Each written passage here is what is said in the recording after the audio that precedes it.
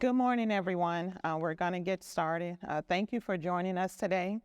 To aid in a better listening experience, we ask that you silence your devices, please. I will introduce myself. I am Tabatha Ross-Brown, President and CEO of Parent Real Talk.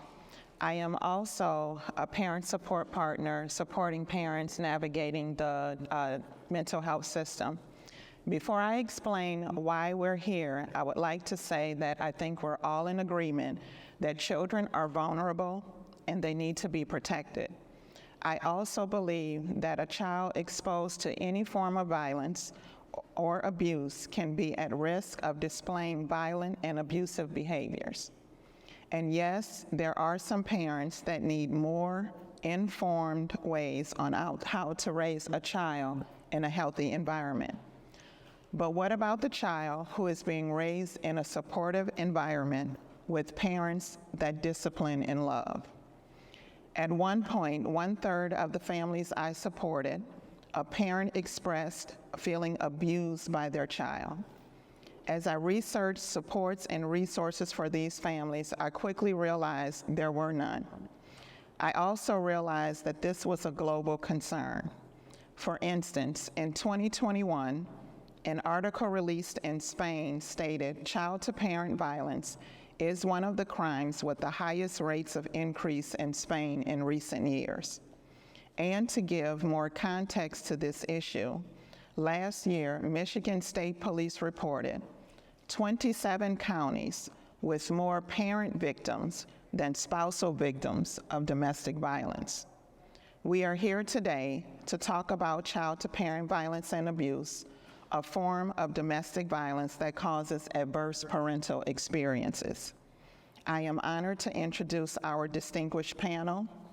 We have with us today Dr. Colin King, forensics and clinical psychologist from Professional Outreach Counseling Services, P.O.C.S., Dr. Nicole McGee, victim specialist, Federal Bureau of Investigation, retired Sergeant Rasul Freelain, CPVA expert, the Protecting Lambs Company, Commander Kimberly Blackwell, Major Crimes Unit, Detroit Police Department, and Director Cassandra Phipps, Children's Initiative, Detroit Wayne Integrated Health Network.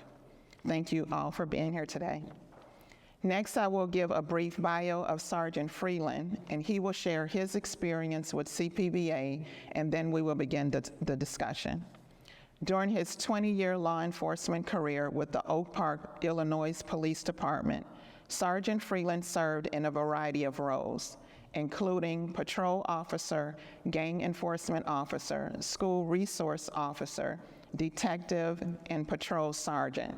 He retired in June of 2022 as supervisor of the Youth Services Division of the Oak Park Police Department. He currently serves as a senior consultant for the Protecting Lambs Company, where he provides crisis intervention team training, as well as child-to-parent violence and abuse awareness to law enforcement throughout Illinois. As a detective, Sergeant Freeland was the first police officer to arrest the now infamous Bali suitcase killer, Heather Mack, for violently abusing her mother in the Chicago suburb where he worked. In the years before Heather Mack violently murdered her mother, Sheila Van Wise Mack, during a family vacation in Bali, Indonesia in 2014, Sergeant Freeland arrested Heather Mack multiple times and worked with the Cook County, Illinois State's Attorney's Office to secure her conviction in juvenile court. Sergeant Freeland is currently writing 2 books on the subject of child-to-parent violence and abuse. He is also working to update Illinois' domestic violence laws to include CPVA, along with better protection for victims and more resources to support violent youth engaged in this serious family abuse. Please welcome retired Sergeant Freeland.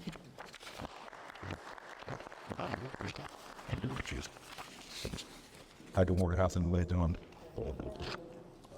Appreciate you all being here. Appreciate the opportunity. It was proud to speak to you all for just a few minutes.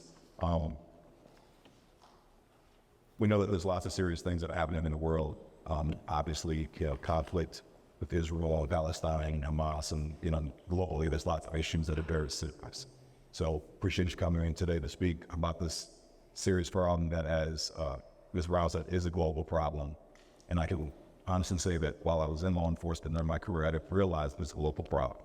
I thought it was a global problem that was so unique. I kind of describe it as like the reverse unicorn, where you would show up on the call and a parent is being dominated by a young person, and it just didn't make sense. It seemed to be contrary to everything that I would think, that I expected, and I'd never been trained on it in the academy. I'd never been trained on it as a detective. I'd never been trained on it as a patrol supervisor. I'd never been trained on it as a supervisor at the Youth Services Division, the very department where I worked.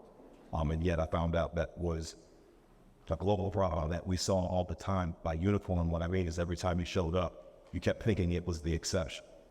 We started to dig into the statistics. You started realizing it's much more the norm than what we would think. So my first serious job, I feel like I've always had a chance to be in a position where I've been working with families and young people to help out. My first serious job, as a teenager, was a lifeguard. And so what's the number one job if I said you had to guess? As a lifeguard, we're trying to prevent what? Death. By what? Drown, right? So we want to avoid drought. So I worked at a very busy beach in Chicago. I mean, it was probably one of the third busiest beach in Chicago. So, I mean, as a 16-year-old and 17-year-old, very serious responsibilities. It probably was the first time I ever had seen a dead body, as far as like someone floating in the water who had drowned the night before or what have you. And one of the things that I remember was that when you would watch the water, there were lots of people who knew how to swim. I also learned that, well, let me ask this question first. How many people in this room feel like, at least on the basic level, you know how to swim? So raise your hand if you know how to swim. Okay. My wife doesn't know how to swim. That's something I have to still work on. That's like a commitment bucket list. Before I leave this planet, I got to make sure she knows how to swim. We've been together for 25 years. So still on my list, but our kids are now in college, so I have a fightless chance, and I'm now retired, so maybe I can help her with that. But what I found as a lifeguard is lots of people know how to swim, but also there are more than a few people who think they know how to swim until what? Until they get in the water, right? Because you don't really know if you know how to swim until you fall in the water. Everything's cute from the beach. Everything's cute from poolside. Fall in that water, all in the deep end, right? Be somewhere swimming, and then all of a sudden there's a current that does something unexpected.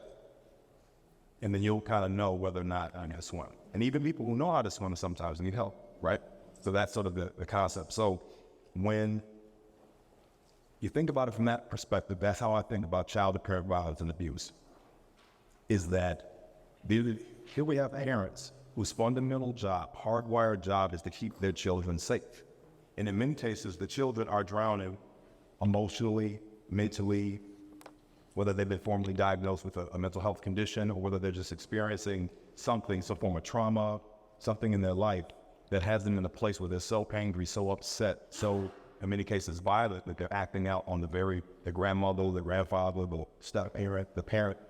And the parents in this precarious position where they have to somehow save the child while still saving themselves. And that was like the biggest lesson that I learned as a lifeguard.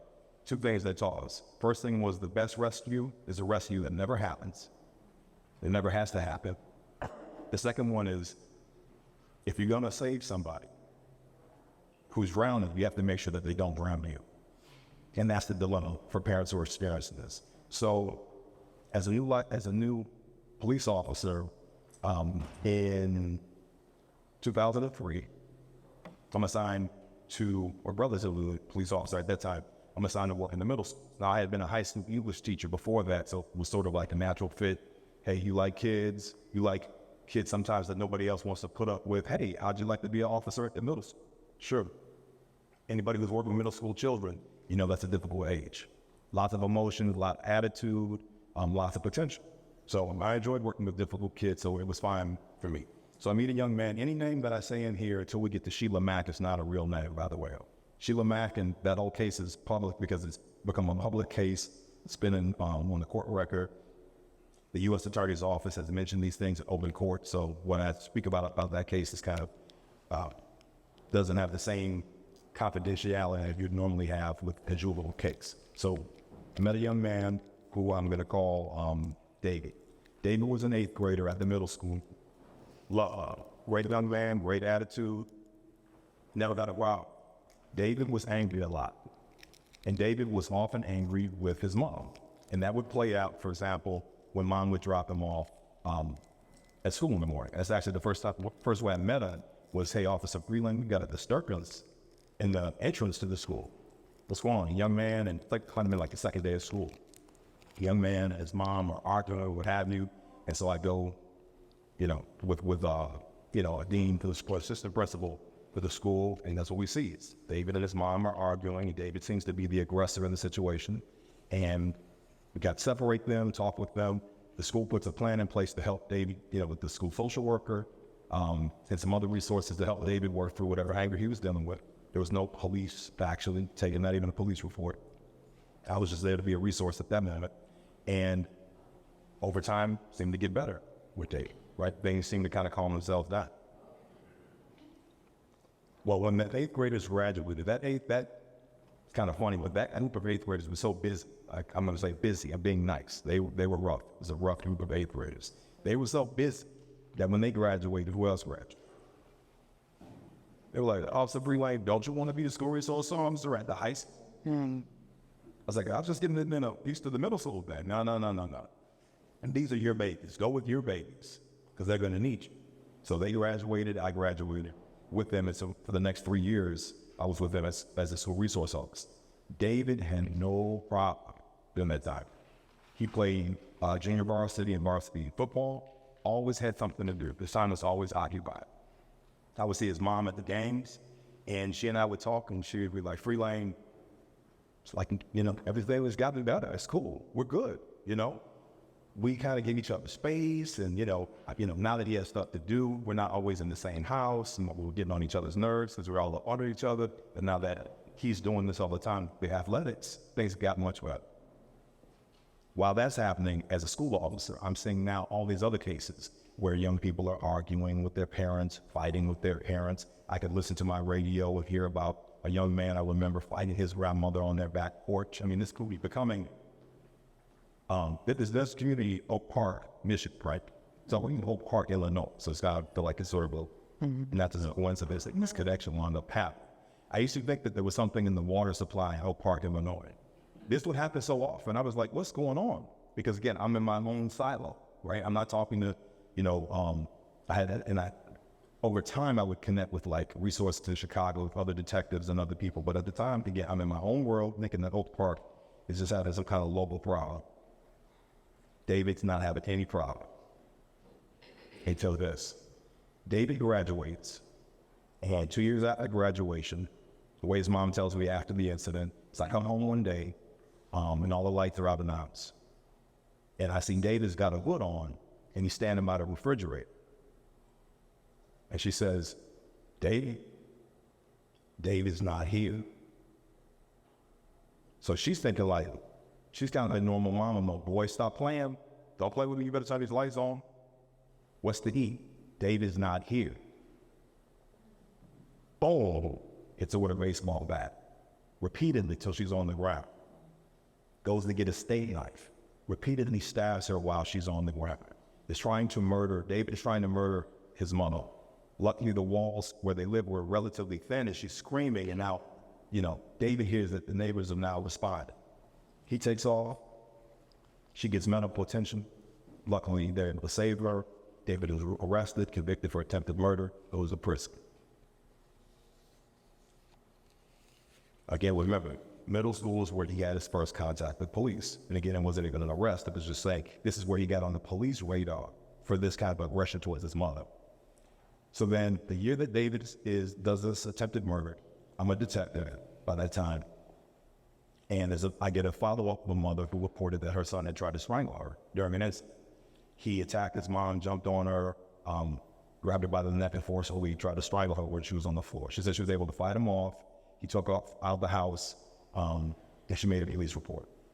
I met with her, I said, what would you like to do? That's the first time that this has happened. She said, it's the first time that's happened. But he's been scaring us for years. My younger sons are scared. We're all scared of it. He's 12 years old at the time. Mom makes a police report. She says she wants him arrested. So mom and dad are in a divorce situation, but I contacted dad. Dad was very supportive, it appeared. He brings Matthew in, and it's not his real name. I meet with Matthew, me, dad, and Matthew meet. Matthew's one of the angriest young men I've ever met. I mean, in this meeting, gritted teeth, because his dad is coming at him repeatedly like, why would you treat a woman like this? And why would you treat your mother like this? On top of it, like, you should treat any woman like this, but especially not your mother. David is pounding on the table, crying, angry, but he admits, under Miranda, he admits that he had jumped on his mom and tried to strike her and what have you. And so mom wanted to press charge. She didn't want him to go to court, but she wanted documentation that this had happened, because she was like, this has been happening for some time. It's just the first time I ever got to the point where I called police about it. I talked to mom and dad. I said, you need a plan for him. He needs some kind of therapy. We can give you some community resources. What do you want to do? They said, we've got insurance. We're going to go the private therapy route. They move out of the community shortly thereafter. David was 12 at the time. When David turns 18, approximately, he gets arrested for trying to rape, strangle, and beat a girl. The police arrive. A police officer gets hurt dealing with him. He fights the police. He hurts the police officer. He then, while that case is going through the courts, he's out. He then is dating another young lady, and shoots her and murders her. And again, forgive me, I should have given the disclaimer at the beginning verbally about, like, if this triggers anyone in here, please feel free to step out. If anybody's experienced domestic violence or something, anything about this that's too hard to hear, please step out, and we want you to be comfortable. We're not trying to say this for anything salacious. It's just to give you information so we understand how serious this issue is. So here he is strangling his mother, then strangling another woman, trying to rape her, attacking the police. What happened? That case he once been convicted on, but before he gets convicted on it, he murders another girlfriend, by shooting her in the head. Again, his first contact is what? With police when he's middle school age. Has anybody ever heard, third case real quick as I wrap up, the Bali suitcase murder? Has anyone ever heard of that? In 2014, there was a case about a girl putting her mother in a suitcase overseas. They had traveled on this big international trip, exotic trip and what have you. So some of this may look familiar when you see some of the pictures of the mother and daughter. So 3 months after I arrest Matthew for strangling his mother, a woman comes into the police station and wants to talk with the police about her having problems with her daughter. Very vague, very kind of generic. My daughter doesn't listen. She's being defiant. This kind of like words that don't really mean anything without context. And then so as she's talking, what's my clue? She got a pink cast on her, or her arm is in a cast. So I'm listening. Can you tell me what kind of problems? Well, she doesn't listen. She's disrespectful. She takes my money. She does. This girl's 15 at the time. I'm listening. Said, respectfully, it's like 10 o'clock at night. I know you didn't come here by yourself just because we hadn't gotten to the money that far. It was like just my defiant daughter. I know you didn't come in to meet with the police because your daughter's just being defiant. Can you give me some more specifics? Well, I pointed at her arm and said, tell me about that. Tell me about your arm. And in doing that, she was like, she tried to go to the bathroom. We were arguing, knocking to the floor, this and that, what have you. So in Illinois, the domestic violence statute says that if there's proof of an injury during domestic violence attack, police are mandated to take action. This is not just a documentation. I have to take police action. So when I explained that to her, we would get her support, try to get her daughter support, but there's going to be a component where the daughter's going to have to get arrested because that's a state law. She literally, short of running, she was out of there. Excuse me, you want me to arrest my daughter, my child? That's what your advice is to me? Like, ma'am, it's not my advice. It's like what the law says, but we can get you other support as well. Thank you, detective. I'm good. Grabs the coat, walks out. Came back the next day. She comes back the next day. And it was the first of 5 times that her daughter was arrested for domestic battery. What we find out is her daughter had been jumping on her for years. The daughter in subsequent video said that she was beating on her mother as young as 9 years old. Now, she first came to the attention of the police department in Oak Park when she was 12 years old for locking her mother in the bathroom during a domestic dispute. But it wasn't until her daughter was 15 that she showed up with a cast on her arm. So she got arrested the next day because the next day when I come to work, the woman's literally waiting for me. I should have cried, bawled. I should have listened to you yesterday. 2 hours ago, my daughter just jumped on me again. And when she stood over me, I swear I wasn't her mother, and I didn't even know who I was looking at. Like, that's how she described it. So her daughter, that first day where you see the paint cast, she was arrested with 2 different charges for like 2 different incidents. 2 months later, she was arrested again. Now, if you see here, you see that last brace right there? If anybody can see that, the little 3 pointers? See, that's the cast. That's the brace. So her arm was out of the cast, was in a brace, still healing, body's trying to get back to normal when she attacked her mother. It's hard to see here. This is a large black arc. Bruising.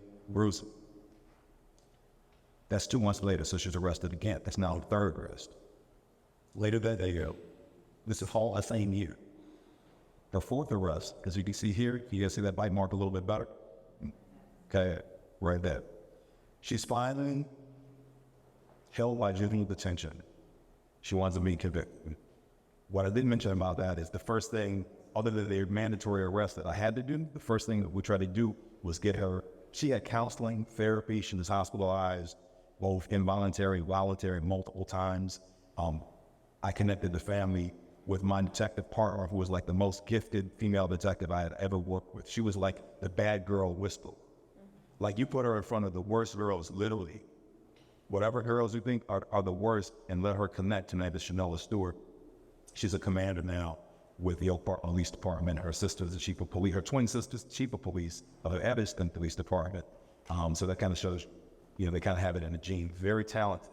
But even she could connect with the girl because the girl didn't give it a chance. So it wasn't like just arresting was what we tried to do. We tried, kitchen sink.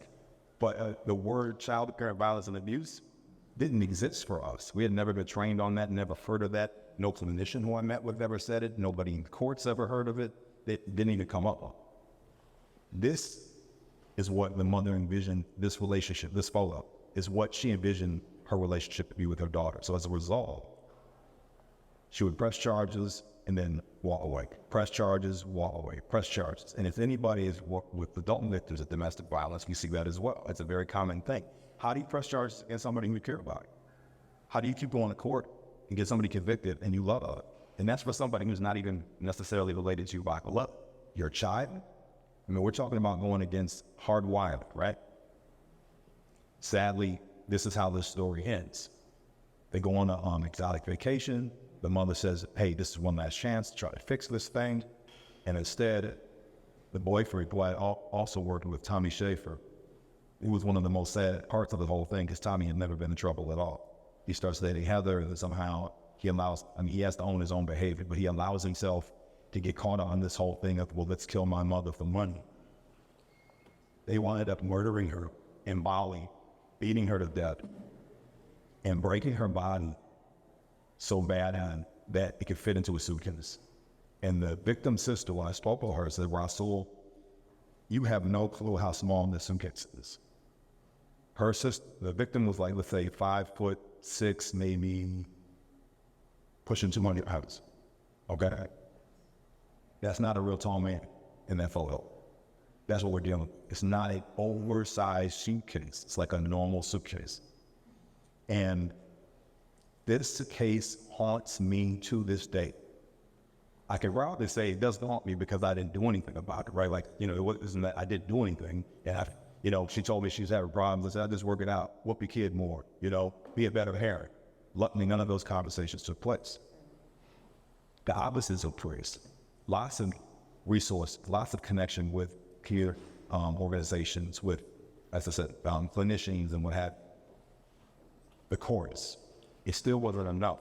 But the part that I want to share with you all and close with is this, is that when she didn't come on our radar for years. And when she came on our radar, we kept handling it at a station level because the mother was like, I don't want my daughter going to court. So we were like, okay, well, we'll document it and we have to hold her accountable, but we can do something else. It keeps snowballing. My mom keeps not cooperating.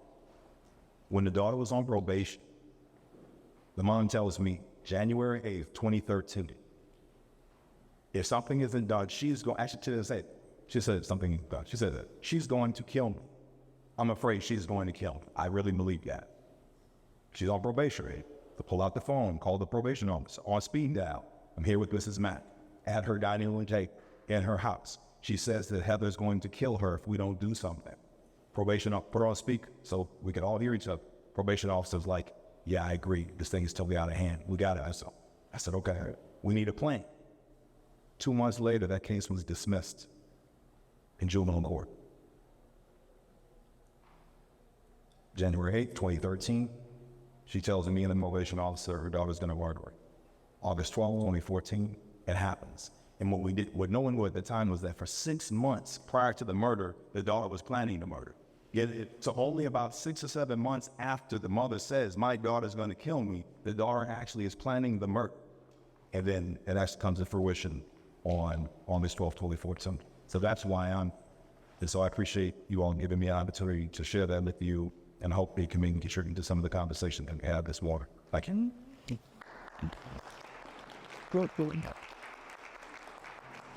Thank you for sharing.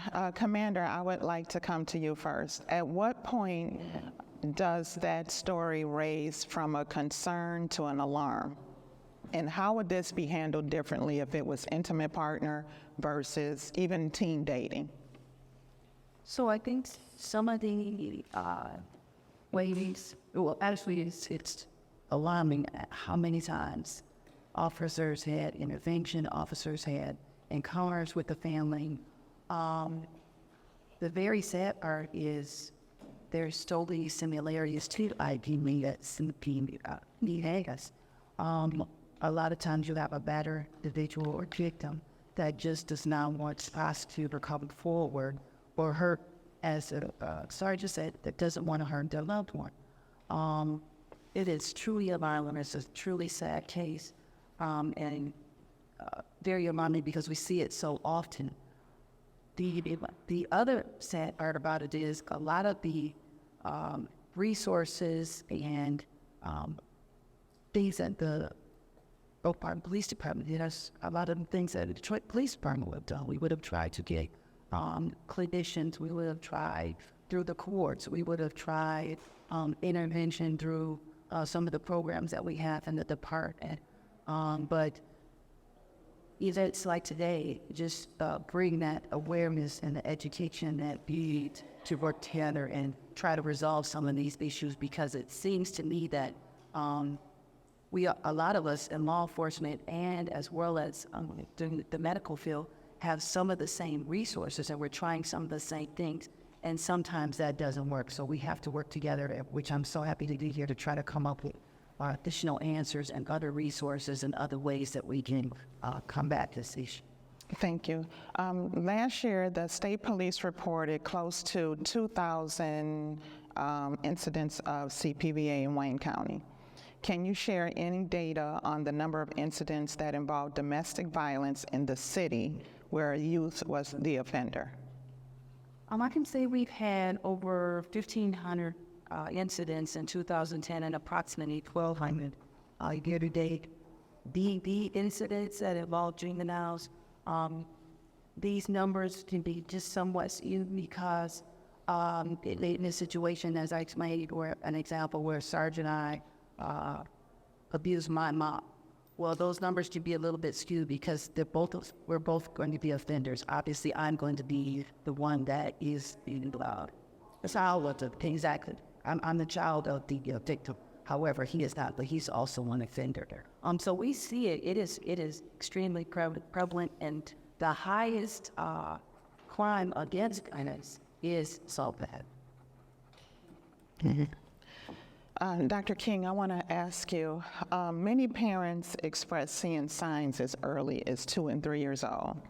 How do you tell the difference between a child's personality developing versus the personality is already there and it's strengthening, because parents are saying this is more than the terrible twos. Yeah, sure. So just a little about my background, if I may, before I answer. So, how about this? This better?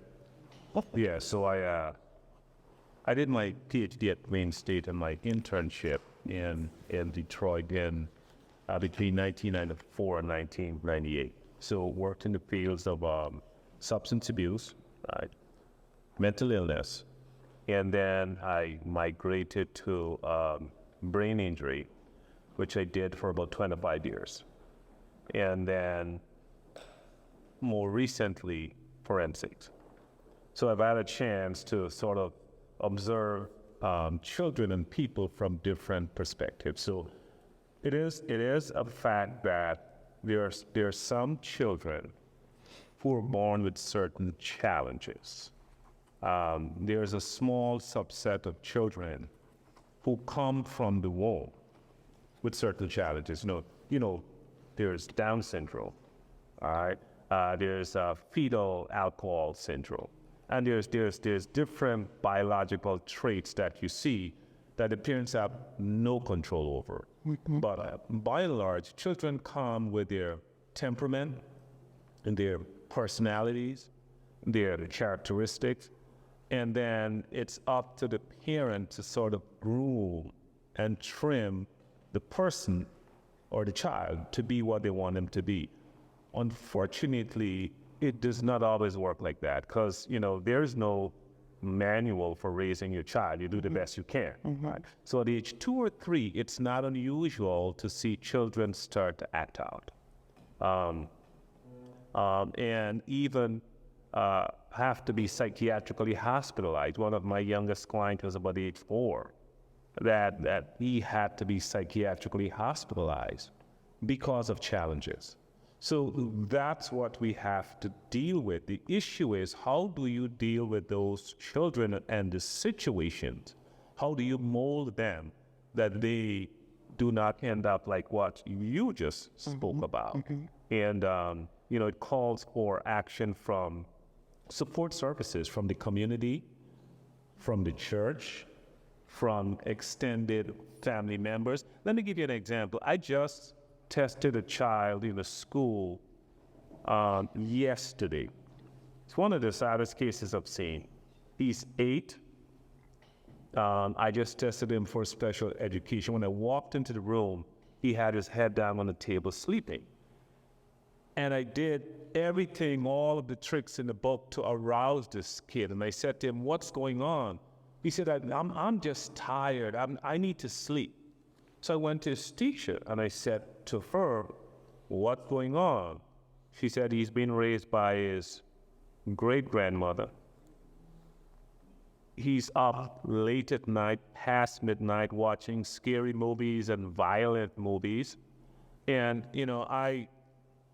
I can't make a prediction, but if he stays on that trajectory, he's going to end up in the legal system. So some kids come with challenges, but they need that parental support to sort of groom them. Okay. Ms. Phipps, I'd like to ask you, what interventions are there for children with violent and abusive behaviors? Thank you for your respect. I just want to say thank you for the invitation to participate in such a wonderful discussion today, and also, acknowledging the esteemed panelists that are here as well, and our parent support partners that are in the audience. I just want to write it down. My perspective is coming from, the community mental health side. So as the gentleman mentioned about the counseling resources, that's kind of the perspective that I'm coming from. And so as we talk about what intervention opportunities are there, first I would like to note that it's very important to have an assessment. And this is kind of speaking a little bit to what Dr. Keegan is saying, but until we really assess what's going on with the child, it's hard to figure out what interventions to put in place. And the benefit of that assessment is, did the child experience any trauma? Is it the trauma interventions that are needed? Some kids might struggle with, impulse control or a certain diagnosis that where they're struggling, they will have aggressive behaviors. They're on the, possibly autism spectrum, or some kids might even have something neurologically going on that has never been considered. As Dr. Keaton also mentioned about fetal alcohol spectrum disorder, FASD, that's becoming more prevalent. And someone that could be learned behavior. So until we do an assessment and to really figure out what's underneath the surface, I like to use that iceberg analogy where, a lot of times we see what's on top of the water, but we're not really focusing on a big part of ice that's underneath the water. Until we're able to do that, and then we can put things in place, but is it going to really be effective? So, after the assessment is done, there are trauma-informed resources and interventions. And although we're speaking of the youth being abusive towards a parent, the behavior, if it's a result of trauma, is really important that also gets trauma therapies. And the parent gets support as well. And so we do have trauma. All of our providers are trauma-informed. There is a specific evidence-based practice called trauma-focused cognitive behavioral therapy that is very, very beneficial, where you're educating about what trauma can do. You're teaching them about how to relax and how to, identify their feelings. You're teaching them about how to use coping skills. You're teaching them about the safety planning and crisis planning. But then also the youth gets a chance to write their own trauma story. We call it a trauma narrative. And it gives them that space to be able to process what they've experienced and what we call those negative thought patterns that come along with experiencing trauma. And I also wanted to know, we had one of the providers is called the Guidance Center. They have Kids Talk. Kids Talk is a organization that works specifically for kids that have gone through trauma as well. And the last thing I want to note is that we recently developed a new program called a Juvenile Restorative Program. And it's really known as, and it's a day treatment program. And our goal is to prevent youth from going into the juvenile detention facility, or if we're coming out of the juvenile detention facility, that they can do an intensive program to help them be able to come back into the community. And so it's a 3 to 6 month program. It does have to be court-ordered, but it's for those that are on probation, or our goal is really to try to help prevent recidivism and get them the help they need. Okay, so those are interventions for the child. Do you have any resources to support parents and siblings within the home? Yes, very good question. As I mentioned, our peer support partners. One of the resources that we have is we really try to lead parents to have support and so that they can express their voice. A lot of our services are community-based. A parent support partner is someone that is there to support the parent. They also have gone through the experience of raising a child with a head mental health needs, and they can relate and be able to be there to support. So that's one. Secondly, education is key. Education is key. And so, as I mentioned, some of these other resources like Kids Talk, I have another one called Child's Hope that I'm also on the board of directors with. That does a lot of educational information, but education is key because if a parent is experiencing a child that's abusive, that is a form of domestic violence. There is a lot of education that goes with learning about domestic violence, and then it is very brave and courageous parents to speak out about what's going on, but they also need the support. They also could possibly need counseling themselves as well. And so there's a lot of resources. I did, share a flyer that you all will have that lists all the different things. But there is support for parents, but this is something that's new and upcoming, and we're bringing more awareness. And so as we get to gain the more awareness about this issue, our goal is for that there could be even more than what we're doing now. Dr. McGee, I'd like to ask you, are there any resources or supports for victims who are legally responsible for the offender? So, Unfortunately, I don't have a lot of insight or information about that because I deal with federal crimes, and these would be considered state crimes or local crimes. Excuse me, to that end. I think our best resources are going to be here with the people who work locally every day, because I'm usually trying to find resources and programs that can assist victims who have been victims of trafficking or victims of something where it would be working with something that we would investigate. So I don't have a lot of information beyond what these experts can share. As I stated to you in my email, yeah, about to share. But we try to find the best resource we can with the partners. We work with Kids Talk all the time. We conduct a lot of forensic interviews there. We also work with Common Ground, a few other agencies that service juveniles, and they do try to provide a wraparound approach so that there are resources for parents as well as the children, and to be able to put things in place that are beneficial for the whole family for long-term success. But as everybody has stated, I used to work at juvenile court before I worked at the Bureau, and it's really difficult because, one, you have children who 98% of the time, if not 99% of the time, don't want to be seeing you. So the first hurdle is trying to get the child even into the resource. So that's the biggest problem, especially in Wayne County. You have a child who is violent, incorrigible, whatever it is, and the first thing is, well, you need to bring your child with you to file the complaint. If I had that much control, I probably wouldn't be the you. It's so funny, and so it's just really, really hard, especially in a county like Wayne County that's so vast and large and has so many different cases, that these types of cases are very low.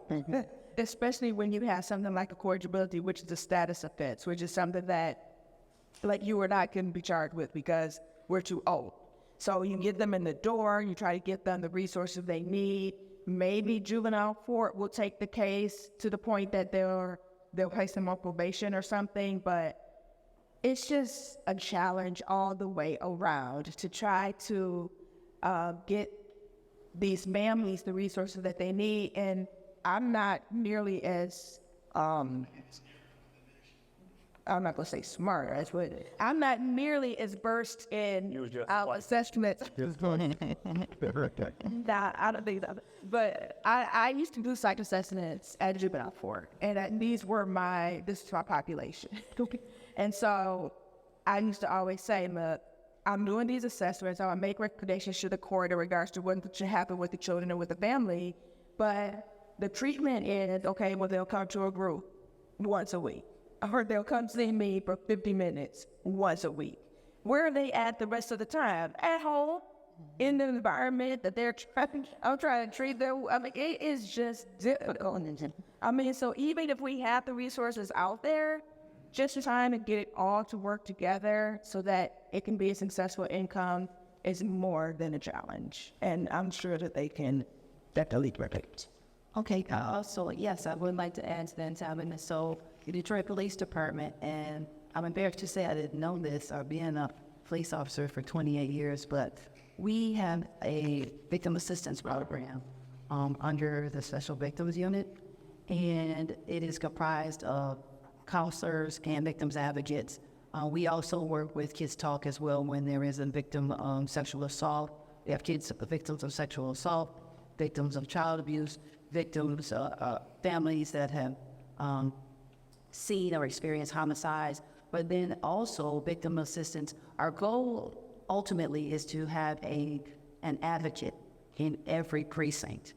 We're working on salaries and things of that nature and requirements, but we have some in probably 5 precincts where there's a victim's advocate embedded at the precinct. Their services are offered to domestic violence victims, parents, wives, sons, whomever. And a lot of times they'll help walk victims through the process, whether it be the judicial process, just as a support person, or walking them through the process of getting a PPO and things of that nature. So there are some resources that exist through the Detroit Police Department. And if we do not have the resources that are needed, then we have partnerships within the community for a lot of these wonderful support. So you said PPO. Can a parent file a PPO against a child? So that's a difficult case. I actually have to defer to an advocate to find out actually what the process would look like that was a continuity. I'm sure there's always exceptions. I know that the parent obviously has to take some responsibility to ensure that the child is taken care of. So to be honest with you, I have to look at that. I think it's a very good question, though. Okay, go ahead. Yes. In Illinois, that can take place. Under Illinois law, there is a practice where a parent can have a protective order against their child. It doesn't require them necessarily not be in the home, right? Because I know when you think of order of protection, and they could like to remove from the home and these other conditions, but that it can document specific requirements, like court-ordered conditions that the child will not inflict bodily harm on the child. The child will adhere to a curfew. Certain conditions that have not met as part of a paper trail to help at least keep track of how this case is either improving or things are escalating in the wrong direction. Can I jump in? Go ahead. The conversation that we're having is so needy, and I feel like as we talk about it, one of the things that's glaring, like the elephant in the room, is why is all this having to happen at the ground level? And I would say the answer to that is because at a state and federal level, laws on the child to parent violence and abuse are not on books. Right. So if this is the problem why we're kind of like head scratching, having to figure this out, like how are we going to invent the wheel here? Because this is Tabatha, Ms. Brown and I were talking about this morning. It was decades ago that Americans came to realize that if an animal had the right to not be abused, so did a child. It was decades ago that we realized as a society that women were being murdered by their husbands and no one, including the police, were doing anything about it, right? So that's what led to states enacting in the federal law, in the federal courts, for legislators rather, enacting laws designed to protect children from family violence and to protect women and partners from intimate partner violence. It was probably in the 1980s where we started getting traction about elder abuse and really starting to have serious conversations about nursing home neglect, abuse, as well as abuse and deaths that were happening inside the home. Child and parent violence and abuse is the next piece that's missing. It's like we know children get abused, we know spouses get abused, we know elderly people get abused, but somehow we don't understand that parents get abused by their children. Right. But the thought is this: there's a 70-year-old, 75-year-old, that every day that I get older, by the way, senior citizen and elderly gets older. So now I feel like you got to be 105. It's killing. But as an older person, let's just pick an age, let's just say 75. If at 75 years old, somebody's experiencing abuse from their child, do we really think that the son that's beating on the child, the mother, at 75, started doing it that day? Like, hey, ma, it's your birthday, you're 75, now I'm going to start whooping on you. Prior to that, they were respectful, they loved their mother, they got them a birthday card, they got them a cake, they cared for them. No. This has been happening for years, if not decades. One case that when I worked with the family as a supervisor, the mother reported that her son, who was an adult, about 30 years old, had told her that he was going to crush her effing skull, and he didn't say F it, right, during a dispute. We come out. We talk with the victim. She says, Sergeant, this has been happening since he was 13. She goes, hold on, let me call my ex-husband, because I want him to tell you a story. Gets on the phone. This gentleman was slightly older than the victim. He says, when this young man was 13, he hit him in the eye so hard that it caused an early onset of glaucoma in that eye. That's when he was 13. 17 years later, he's still living with his mother, telling his mother he's gonna crush her effing skull. So we need support at a legislative level. We need to do things at a grassroots level. That's what this is. That's what Parent Real Talk is. This is what organizations in the community are, to say, okay, let's triage the situation. But that's what we're doing. We need the assistance of resources beyond us. I'll ask one other question. Is there any law enforcement person in the room that can tell me in our state, let's say, or even at a county level, who's the most, or what position is the most powerful in terms of mandating somebody do something? And at any county level, the position that has the most power is a judge. A judge has more power than a chief of police, than a commander, any of it. I mean, you'd have to start talking about, the governor, the AG, but even they cannot give an order. It's in the courts that certain things become mandated. So orders are based often, or mostly on law, right? What does the law allow? But there is discretion. So this conversation and awareness level is important, because there is discretion that judges can use where in some states like Illinois, I'm not sure about Michigan law, but in Illinois, where even things that would be status offenses under normal circumstances, that if, like, the status offenses, like if you can't drink, can't smoke, curfew, things that you're an adult would not be illegal, but if you're a juvenile are illegal, where even things that would normally not be things that are arrestable, if they're part of a judge's order to say during the terms of your probation or your parole, you must do X, Y, and Z, including adhere to this probation, this curfew, and these other things that may seem, go to school, all that stuff. If they don't comply, then the judge is empowered to say, young man, young woman, you didn't comply with this, so now you're going to wind up being detained further at a state facility or whatever. We're not trying to put young people in state facilities and that. What we're talking about is trying to get leverage to, let's say, mandate therapy, right? What if there's treatment? The police cannot mandate, right? A community health organization cannot mandate that young people complete training. In the UK, there's an organization called P.O.C.S. That's how Ms. Brown and I actually connected with them. Both have been kind of trained by them. They've got a program that they don't even focus on the child. They say, okay, we've got resources for that child and other partner agencies, but our first focus is on the victim. How do we get the victim to understand that they don't have to be a victim? Because now we ring that bell. Maybe that shakes from the trees the extended family that Dr. King mentioned, right? The resources that become available to help that person realize you don't have to be a victim, because the woman who was strangled by her 12-year-old son, remember I mentioned that situation, and he killed another woman and then went out, tried to kill another woman and then killed another woman. You know who that victim wasn't? His mother. Because she had clicked at 12, I need help. He's not going to strangle me again. So not to say that that case worked out, but just to say that she was not that victim, because at some point she realized she needed help. So I think sometimes we need to realize that it's both. Young people need help. They're not disposable. They're important, and we need to care for them, and we need to support them. While they're healing, while they're drowning, we're trying to get them life preservers. But I don't want them drowning their grandmother while we're trying to save them, because two tragedies is always worse than one. Dr. King, I want to come back to you for a moment. I find that the juvenile justice system, their approach is to hold the child accountable. But in community mental health, it seems as though the parent has to do training.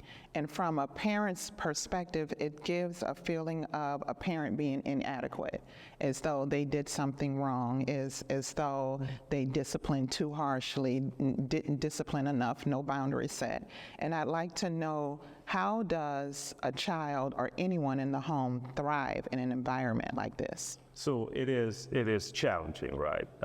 Because we're talking about children or adolescents acting out and injuring parents.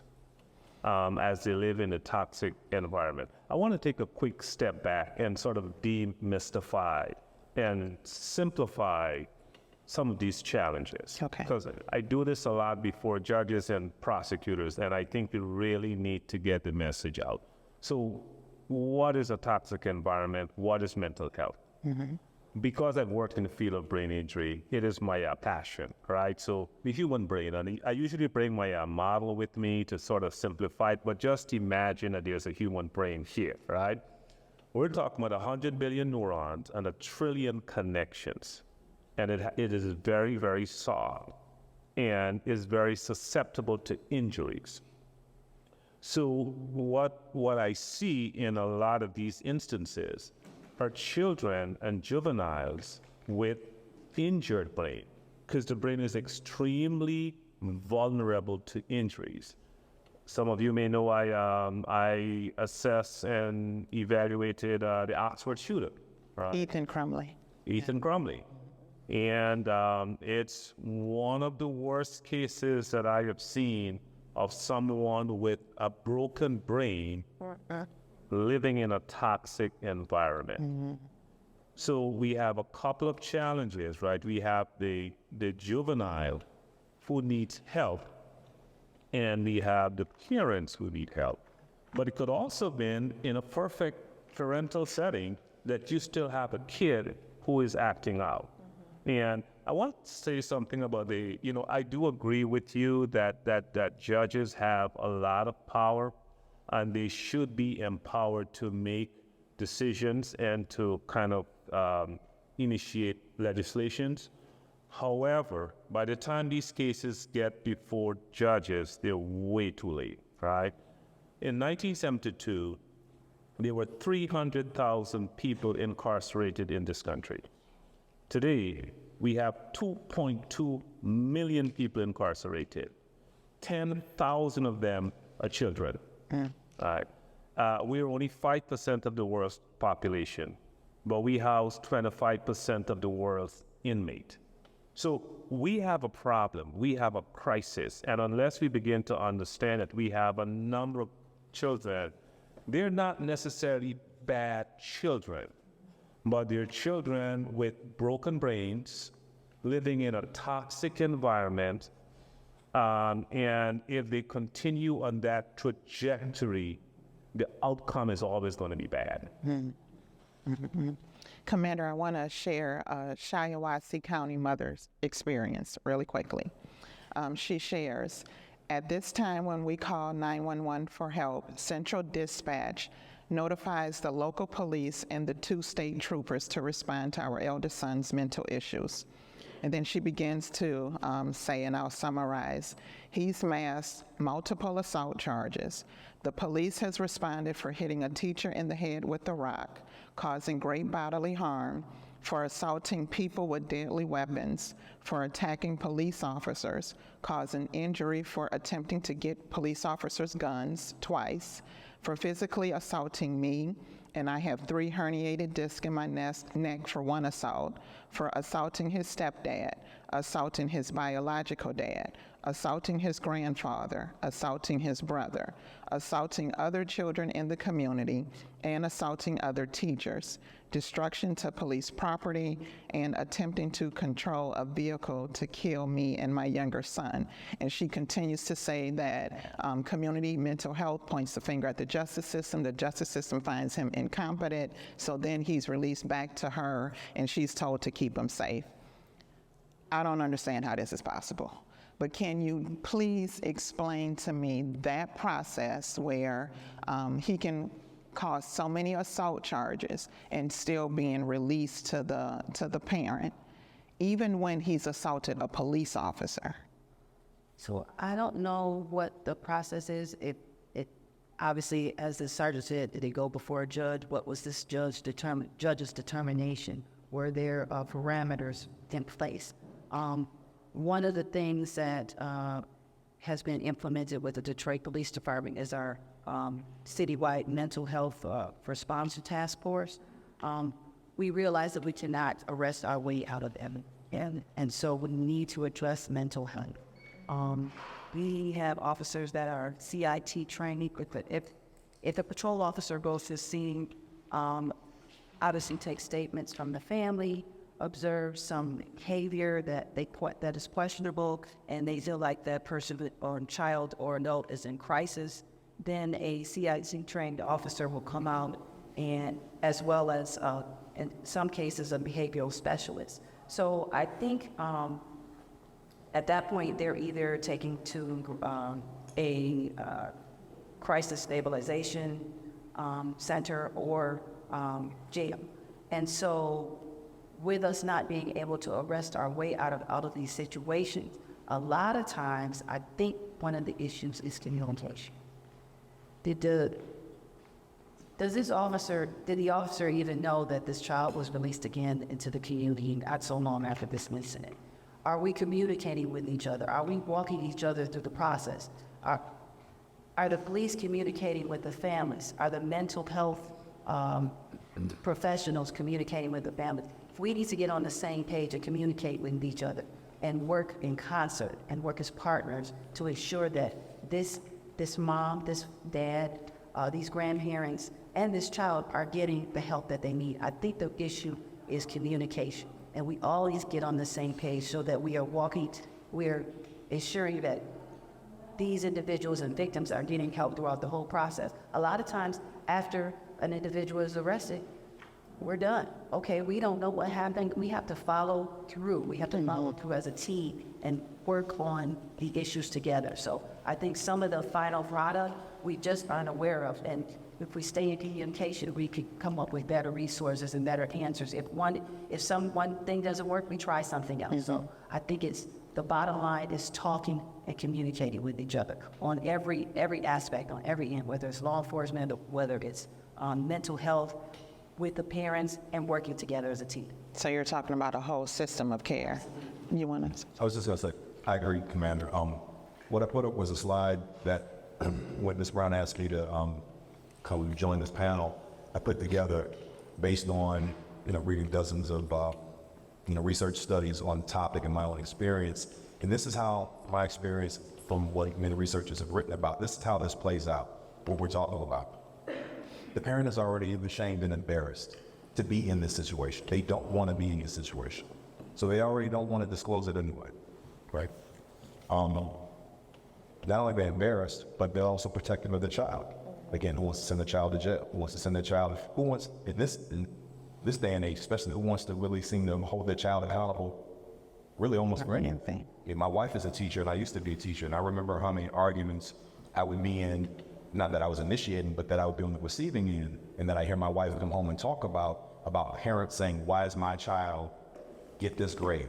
And then she has to pull out all the receipts, right? She has to pull out all the documentation to show, I've emailed you 4 times, I've called you 4 times, he's got a 0 and everything, but since the minimum grade at the school is a 50, like you can't get a 0 anymore, you get a minimum 50, or for F, your son has a 52.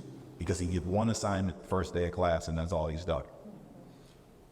Then, what the commander is speaking about is the protocols. What protocols are in place for the police department? What protocols are in place for the courts? Then, what's the treatment? What's the support?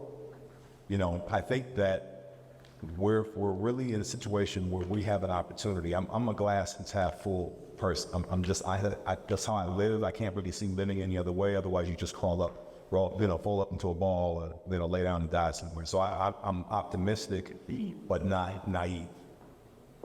This is an opportunity for us to actually say, at a community level, county level, what can we do until the rest of the stuff comes, right? Because legislation has to come. We need a federal recognition of other forms of domestic violence that include this. In Illinois, I believe in the same case as in Michigan, because I think Florida was the first state in 2017 that the first state to ever even put child to parent violence and abuse on the books at all under the domestic violence law. And all it requires is that officers, and that's to say all, but it doesn't have a lot of teeth to it, but it does say that officers in the police academy are required to, when they learn about domestic violence, to receive an introduction to the concept of child-to-parent violence and abuse, and awareness level training is what we call it. So at least when they go on a call and they hear something, it may click in their head like, wait a minute, this is not just mom and dad getting, mom and son getting in an argument, because that's what tends to happen. Police, we show up and a child is being abused, we know what to do, right? We're taking that child into protective custody or limited custody, handing somebody to keep the child in protective custody. We're taking that parent into custody, or even if not, they're going to be investigated by state investigators to determine whether or not there's been abuse or neglect or what have you. There could be a finding of guilt or of neglect or abuse, and if so, it comes with all these conditions. But when the child's initiating that, we write a report, and many times leave, right? Or is there somewhere else he can go for the night? Somewhere else she can go for the night? Make arrangements. 2 days later, they're back at it, and it's like the Groundhog Day. So this is what Commander was mentioning, is this is why I'd hold up the slide, because this is kind of where we are. Parents are in a rough spot. They already don't want to tell anybody. They already don't want to put the child in the situation, and we don't have the system and the communication to help them. But if they were an adult, and this was Ms. Rao's point, if this was an adult victim of intimate partner violence, and they were in court, or they spoke with an advocate, this has been my experience I'm speaking of, and they said, I don't want to prosecute. I love my husband. I love my wife. I don't want to prosecute. If there was evidence this was a chronic, ongoing problem, the prosecutor would say, I know you don't want to. Yeah. But we don't think you're in the best position mentally, emotionally to even make that decision, so we're going to help you help yourself. We're going to step in and advocate for you. Kicking and screaming, no, not my man, not my woman, you're not going to do that. I'm dropping charges, I'm not even coming to court. And prosecutors sometimes for month after month after month will continue to prosecute that case, not necessarily looking for imprisonment, but looking for an outcome that mandates certain treatment, certain conditions, so that they don't reoffend. And I think that's kind of where we are, is that we're trying to figure this out because it doesn't exist. The system that we need, it doesn't exist for us. Commander, when officers are trained on domestic violence and what to look for, are youth offenders included in the training? So with our training, when officers are trained in the domestic violence crime itself, I think which is one of the issues, it's done as a whole. So as the sergeant indicated, we go to a scene, somebody's got to go. Now, we have no issue with taking children. However, he is correct. A lot of times, officers will try to work it out because your perpetrator is a child. Somebody has to go. I think that we can focus more on the issue with perpetrators being juveniles, and I think that through this awareness, through this event right here, this is something that I can take back and talk to training and our chief of police, and bringing this awareness to the department as a whole, especially since I am on domestic violence. So last night I was at a I was on a human trafficking panel, and I can't tell you how I walked in there armed with so much information, thinking I knew it all, and you don't realize all of the other resources, all of the other information and facts that are out there that you're not aware of. So I do want to say thank you to you for putting this event on, and this has allowed me an opportunity to learn, especially from some of the distinguished folks on the panel. So this is a lot of information that I can take back. Thank you, thank you. Dr. King, I want to ask you, during the Ethan Crumley's trial, you spoke of implicit bias. Can we be biased when we're talking about this issue? Absolutely. So, in a nutshell, what is implicit bias, right? Mm-hmm. We all have implicit biases. It's the way how we see the world, mm-hmm. right? It's our unconscious forces that guide us in making decisions or assumptions about people. I use the example of a peanut butter jar, right? Mm-hmm. A parent teaches a child how to uncork that peanut butter mm-hmm. and make a sandwich. The child learns how to make it, and over time, the child now is on the phone, unscrewing and making it automatically. So that's how implicit bias works, right? There's the grooves that we have. And so, yes, so I guess what you're asking me is, do we sometimes make the assumption that because a child is dysfunctional, that family by definition is also dysfunctional? Yes. It doesn't always mean that that is the case. Because again, there are some children who have serious mental health challenges. Let's say, for example, schizophrenia. You know, I listen to the stabbing and the biting of children on the parent, and my brain is going, have these children have they been assessed, right? Schizophrenia and bipolar disorder, they tend to surface at about age 17, 18, right? Which is roughly about the same time that children, adolescents, begin to forge their independence. The parents are no longer important. The most important thing is their friend or are their friends. That's the most important thing. So we cannot always assume that because a child is acting out, it is because the parents have done a terrible job. That is not always the case. It is sometimes the case, but it's not always the case. Okay. Ms. Phipps, I want to ask, when you're looking to create new initiatives, what information are you getting and where are you getting it from? And the reason why I'm asking is because I know I'm a parent support partner, so I file the incidents reports. But parents don't always tell you every incident that happens. And you know, if something happened on Sunday and they're not meeting with the clinician until Thursday, I mean, that's a whole lifetime, all of things that can happen. So where are you pulling the information from when you want to create a new initiative? That's a very good question. As I was sitting here, light bulbs are coming on. I'm like, oh, we can do this, we can do that. Yeah, and so, as some of the others spoke about, about data. Before we start anything, I know the big question is, well, what's the data, right?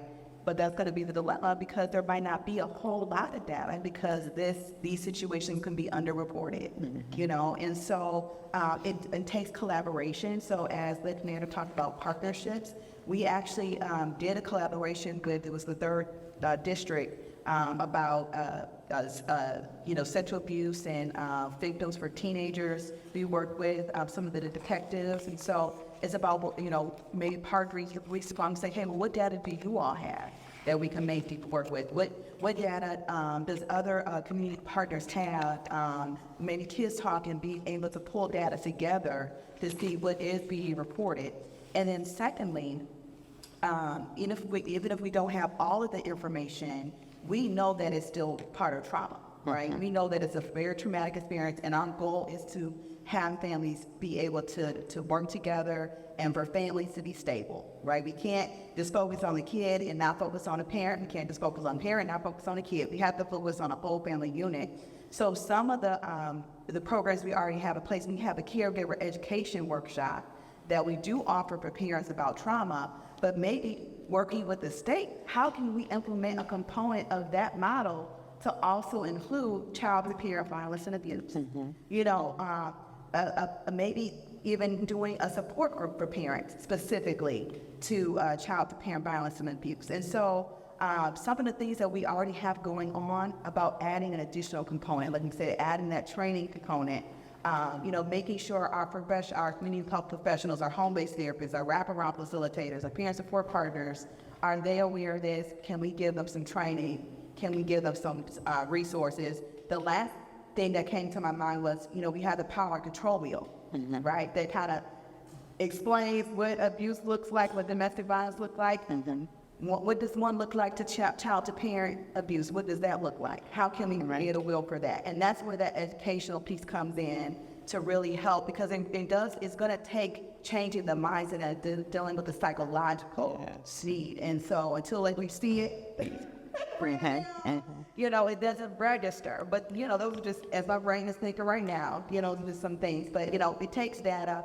But even if we don't have all the data, how can we partner? How can we connect? Maybe even a file for a grant, Maybe. Doctor, what's your list? Oh, not a doctor. If I could just mention something. She mentioned statistics, and this is one of the big things that comes out in any area, right? Well, show me the money. What are we talking about? I mean, how many of these days are we talking about? I mean, it's just a weird one-off with a young man who strangles his mother, and then might even kids the mother in a suitcase and all this stuff. Remember I said about the whole reverse unicorn. So, I've read multiple studies. There's one study that's and I have the slide as 60 years of CPVA research. And it hasn't always been called CPVA. That's one of the problems that we deal with, is that it's been called different things, right? It's been, if you depending on what country you go to, they have a different name. And even within a country, the CPV, child parent violence, the CPA, child parent abuse, the CPVA, child parent violence and abuse. So one of the things that Ms. Brown and I have done is connecting with a clinician in the UK, and she wrote a book, Child Parent Violence and Abuse. There have been several other books using that same term. And what we realize is in Europe, sometimes they get into splitting the seams, they get into splitting hairs on the child versus the adolescent, right? And not that there's not significant differences, but in terms of what are we talking about? But since in the US, typically, I think most states, like 46 out of 50 states, have agreed that basically a minor or juvenile rather, somebody that's under 18, right? So most places you're not being charged as an adult until you're 18, unless there's some weird exception on a homicide or something. Normally, if you're 17 years old and under, you're being charged as a juvenile. When we say child abuse, we know what we're talking about, right? Can a 4-year-old be the victim of child abuse? A 4-year-old be a victim of child abuse? Yes. Can a 17-year-old be the victim of child abuse? Yes. So we're not going to get into for the sake of at least knowing what we're talking about, the splitting of the adolescent versus a child. We'll just say child parent violence and abuse, and we know we're talking about anything up through under 18. 5 to 22%, that range, which is a super wide range, of course. Studies repeatedly now are pointing to that as being globally how many families, not how many people, that becomes important. How many families are experiencing the situation where a child is intentionally doing something to cause psychological, physical, or financial damage to a parent or grandparent to gain power, right? So it sort of starts to qualify for the neurological condition like autism or something, where maybe the violence is happening, but it's not really the intent. They may be acting out in frustration, but not because you didn't give me the keys to the car, I'm gonna punch you in your face. Or if you don't give me the PIN to the ATM, account, I'm gonna do this to you. Other researchers have even said that 5 to 22% is low. It's like, it may be a gross underestimate. So according to the Michigan State Police, these are the stats that I wrote. In 2022, there were a total of 8,053. So 2022, 8,053 instances that would be considered child parent violence and abuse. Michigan's got I'm rounding, keeping numbers even for the sake of simple math. According to US Census numbers, Michigan has approximately 10 million people in the country. According to that same source, the average family size in Michigan is about 2.5 people. So you got 10 million people, 2.5 people per family, you got about 4 million families. Makes sense so far? If you look at these numbers here, all right, that's the 8,053, right? So 8,053 reported incidents, according to Michigan State Police, of CPVA. If you divide that number by the 4 million families, remember CPVA is something that happens to a family, not just to an individual.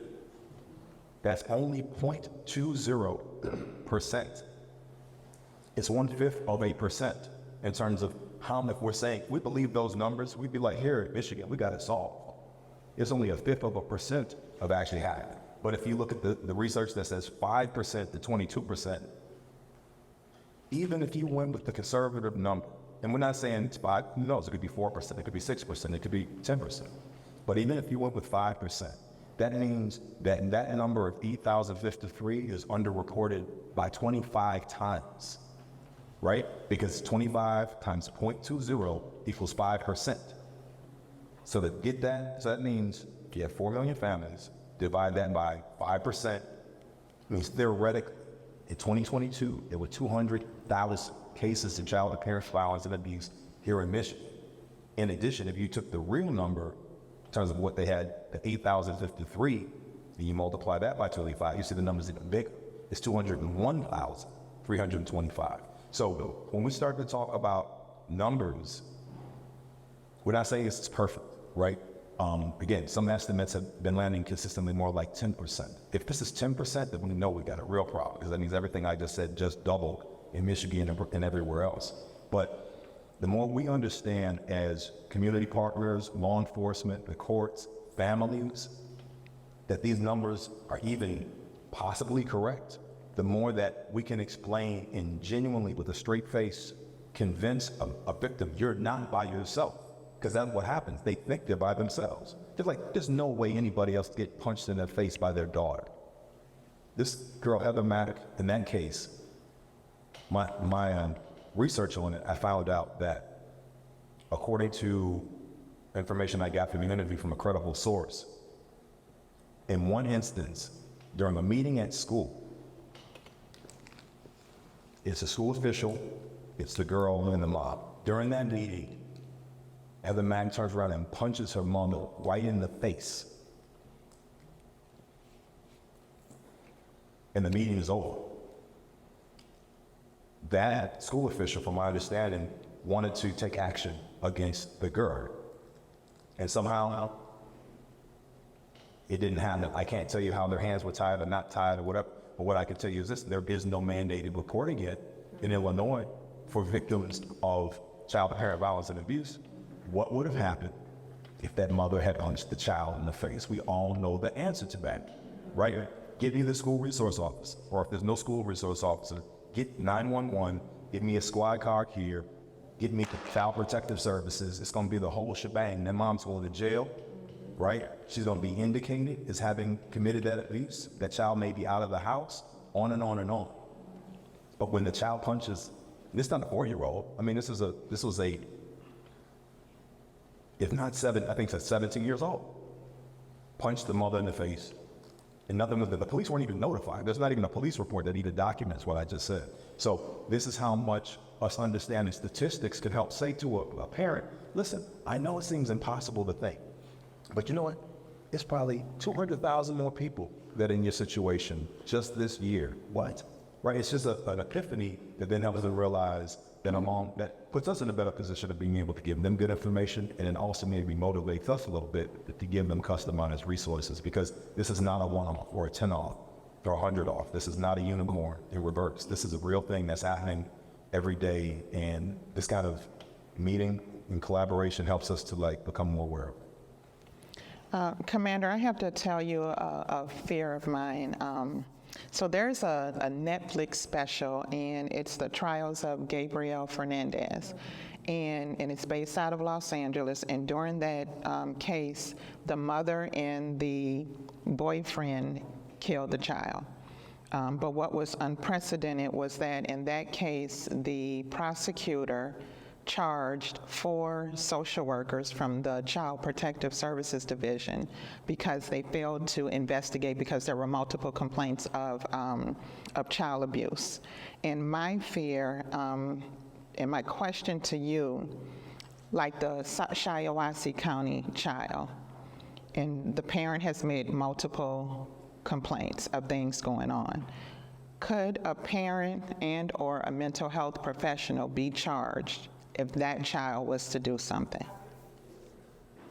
Well, I think you have to look at everything on an individual basis. That sounds, to be honest, from a professional standpoint, sounds pretty egregious, and I'm not familiar with the case. I think anything is possible. However, as long as each individual, from whatever resource is doing their due diligence, I don't see that happening. And like I said, I apologize, I'm not particularly familiar with the case. I don't know if there was some form of neglect that was proven that these social workers did or did not do, so I couldn't comment on that. But I would just say, from my standpoint, from being over homicide special victims units, dealing with all the resources that we have here, there has never been a time where I wasn't able to reach out to a social worker or any type of resource and not be able to work together to try to resolve things. Now, is each case going to turn out perfectly? Absolutely not. But That sounds like an isolated incident. That sounds like it's probably set some precedent. I have never heard of that, though. Yeah. So I can sort of respond. So the state of Michigan has given a designation that is called mandatory reporters to a number of professions and people and occupations. So let me give you an example. If you're teaching a Sunday school class and a child talks about or references being abused, and as a teacher, you don't take action, you can absolutely be charged. Social workers, teachers, ministers, and a number of other professions are now mandatory. So the answer is absolutely yes, and so yes, it is. So with the parent saying that the child has masked multiple assaults, in that situation, if that child was to do, say, a mass act, right? If that child, because I believe there was an FBI report where it said that it was 3.75% of incidents where during a mass shooting, it started at the home, right? So if that child was to do something at the school, could then community mental health professionals be culpable? So the answer is yes, yes, and yes. So the pendulum now is swinging, right? You know, we have a case right now that has garnered national attention with the Crumley case. Now, I can't speak much about it because I may still be subpoenaed again, but it's a precedent-setting case whereby they're attempting to charge the parents for an action of the child when the parents should have known that danger was lurking. So that's the direction in which we are moving, and in some cases it's for good reasons. Tabatha, can I just clarify what you said? I'm not sure. Okay, it sounds like you're asking if a parent can be held responsible for criminal behavior of a child if it's been reported multiple times and no one else has done anything. Because the case you're talking about, that child, there's been numerous police reports, right? Right. Okay, so my understanding of your question is like the social worker and the parent have recorded it, and other people involved, like police officials or other law enforcement agencies, are not doing anything. You're asking if a parent and or community mental health professional can be held responsible if they did their due diligence, but other people did. Yes. Okay. So the answer again is yes. Now, they may not be guilty of the offense, but the question on the table is, can they be charged for that offense? Yeah, and then I would like to add the circumstances were a little bit different, but we have a child abuse case where CPS had been out a few times to investigate a child that was being abused, and after, I want to say the third or fourth time, the child was murdered. And so the CPS worker is being charged. And so there's a culpability, but that was more of a neglect where the CPS worker had gone out, hadn't made these home visits, hadn't done their due diligence about that. And we've had that in Illinois as well. But everybody is so limited with what can be done. I mean, it's just, sorry, I use my soapbox in regards to, like even in the situations with like Ethan Crumley or the person at Parkland or wherever the mass shooting occurred with the child. The problem is, okay, it's reported. What is law enforcement supposed to do at that point? Okay, so then law enforcement calls who? Well, I'm even thinking community mental health, because parents are saying their child is going to kill someone. The day that the Ethan Crumley shooting happened, I had at least three parent meetings crying, that will be my child one day. So they're telling people, and my fear is that They're going to come looking at community mental health because the ball was dropped somewhere. But what is has anybody ever expressed to you what community mental health is supposed to do? That's what I'm trying to find out. Okay, so they go to the counselor is aware of this, or what have you. What's supposed to happen, and short of me sitting on this child until they become an adult? What, and I'm not asking you. Right. I'm saying from a community standpoint, from, just a regular standpoint of the average person, it's so limited. It's so limited to what a community person can do. And so it is unfortunate. And like he stated, like they might not be found guilty of it, but they can be charged with it. But even that's unfortunate because And that's traumatic. I'm sorry? And that's traumatic. Very traumatic. I mean, even in the Ethan case where I've talked, because we were involved in that too, talking to the teachers and they were like, our hands were tied. Like, and that's the sad part of it, because the rights are always going to fall on, I'm not going to say always, I did say it with a soapbox, right? Mm-hmm. I'm sorry. Okay, so the rights are usually going to fall on the subject, be they teenager or not, and there's so many limitations to what can be done. So even if something is reported or known, what happens after that?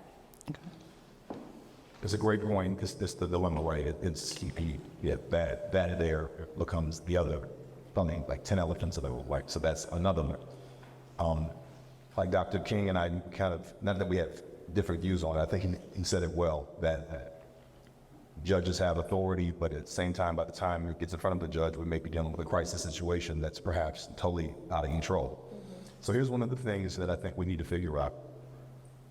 When we look back, like when I look back on the Heather Mack case, because that one, again, this thing has all been made public, all his police reports have been made public. The only thing that hasn't been made public is her juvenile picture, like her arrest photos, booking photos. Other than that, the police reports, everything, and she's spoken out publicly in admitting that she was on probation as a juvenile and whatever, and the Chicago Tribune did a huge piece on the whole thing. So the conversation we're having is basically about a public figure who's discussing things that impacted an adult outcome, but like chronicles her behavior over time.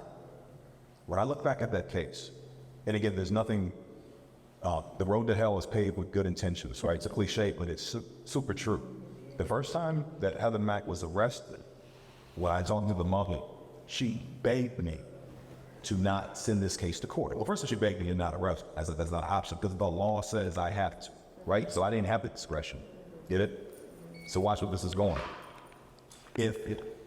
So then she says, okay, that's fine, but does she have to go to court? And I said, well, we have something called a station adjustment, which is here at the police department. We can, it's a criminal arrest, but it's handled locally. It does go before a judge. When she turns 18, she can expunge it and do these kind of things. Please don't put this in front of a judge. So for her first and second criminal charges that happened from one physical arrest, that was handled with a station adjustment, right? It wasn't referred to court. 2 months later, she gets jumped on again, and she begs the next officer who comes along, please don't send it to court. That officer and I are not in communication, because I'm a detective at that time, he's a patrol officer, somehow that report doesn't get across my desk. He does a parallel station adjustment. So now we got 2 station adjustments, which means it's a local disposition. It's not being sent to the criminal court system. It's not until the 4th arrest later that year where when I see it, I say, if I confirm that this is actually what happened, I will go in front of a judge myself. I don't care what I had to do. She's got to get in front of a judge. She was in front of a judge. She was held for several weeks in the juvenile detention facility. She was ultimately convicted. Now, the mother didn't speak to me for 6 months. She hired a lawyer for $5,000 to try to beat the case of her daughter attacking her. When she was ultimately convicted, it was on probation. While the girl was on probation, that she said, the mom said to me, I think my daughter's gonna kill me, right? So I thought I had it lined up perfect. I'm like, okay, here we go. We got 30 police reports documenting all this stuff in the past couple of years. We got her on probation. Just interviewed the girl after the mother said she just jumped on me again, and the girl said, yeah, I did jump on her because my mother could be a real bitch. And that was her actual response to it. Forget the language, but that was the quote. That she literally said, that's why she did it. I said, okay, you guys be in front of a judge on this wing. We have this whole plan worked out, and then the bottom falls out because the probation officer said that she stopped cooperating. So the reason why I mentioned judges is this, is that when we say, what do we do? What can we do? There's no one more empowered at a county level than a judge who hears a case that can say, I mandate, I order him, whatever it is, whatever treatment program we think is correct. Remember, a lot of times, anger management is not the same kind of counseling you would get or therapy you would get for domestic violence. It's not the same. That's not, if you get in an argument with your roommate, it's not the same as you beating your intimate partner, right? So when we identify the proper training that works, when we identify the awareness at a law enforcement and the community level, and then we've got to be able to have our court advocates and other entities, state's attorneys and assistant state's attorneys, having a conversation with judges. And then while that's happening, we may need to decide as police departments, you know what, if there's a case where the person is X age or in 2 or more instances of this kind of thing, maybe we stop handling it locally. We say, you know what, we're going to refer this to the state's attorney's office, not because I want them to spend 1 day in jail, but I need somebody with some teeth that can make this family, the youth, and maybe even the parents, comply with a court order so that even if the victim stops cooperating, we can still help protect her. Because if they wind up dead, then you're right, everything's on the table. Anybody can touch that case, anybody who was associated with it, whether you beat the case or not. Like, I want to get charged and talk about the AI case, right? Because, hey, my whole life it was upside down, and somebody apparently lost their life, right? So we're trying to get in front of it, and so hope this kind of conversation can happen. But that's why I say a lot of roads, I think, are going to have to, for us to take it a little bit more seriously and stop putting the little training wheels on some of this stuff to say, hey, we need the state's attorney's office to know about this. We need judges to know about this so they can help us get the treatment they want, even if they're refusing to do it. But that takes judges and the people at those levels to be trauma informed, which they're not. And forget it. I mean, and I don't, no disrespect, but it takes a certain level of information that you need to know and have a certain understanding to be able to get to that point where they can say, okay, you know what this needs? This needs something beyond the typical what we would do in this circumstance before. And I know trauma informed is like, well, trauma informed, so cliche, but it really makes a difference. When you have the people that are making the decisions and determining what's going to happen with these situations, if they're not looking at it from a perspective other than just punishment, and we still haven't solved anything. I couldn't agree with you more. One of the work that I'm doing and collaborating with attorneys in Florida is that, well, trauma-informed is critical, but doing a number of psychological tests, and now we're also doing brain scans. And we are bringing the information to law enforcement, to prosecutors, to judges. Matter of fact, I'm doing one of the seminars in Monroe with some public defenders, educating them and providing this information so that they, when they have to make a decision or file a charge, they know what they're doing. Judges are humans, they didn't go to med school or they didn't go to psychology school. They have legal guidelines that they must follow. They have mandatory minimums. They've got to follow those guidelines. But as professionals, we are still tasked with educating them and showing them the data, showing them the why. Here is why this person is doing what they're doing. And here's resources that are available. Would you mind considering some of these resources before sending this person away? I think there's a hand up. What is the data on the efficacy of those resources? Because nobody has spoken to that. We have these very acute situations and not always an understanding of what to do.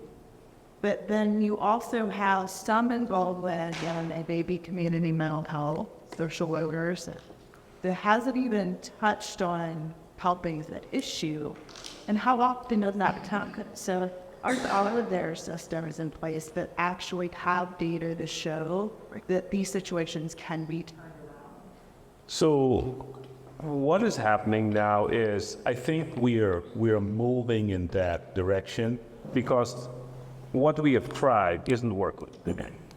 As I mentioned, when you have 2.2 million people incarcerated, you know that something is wrong, right? And so what is the data? The data now is judges and prosecutors are becoming aware that they need to find additional resources to guide them to make these decisions. There's still a lot of skepticism in terms of, okay, we don't think these interventions are going to work, but at least we're going to listen to you. You know, look at I'm not going to discuss the Crumby case, but look at the amount of testing that was done.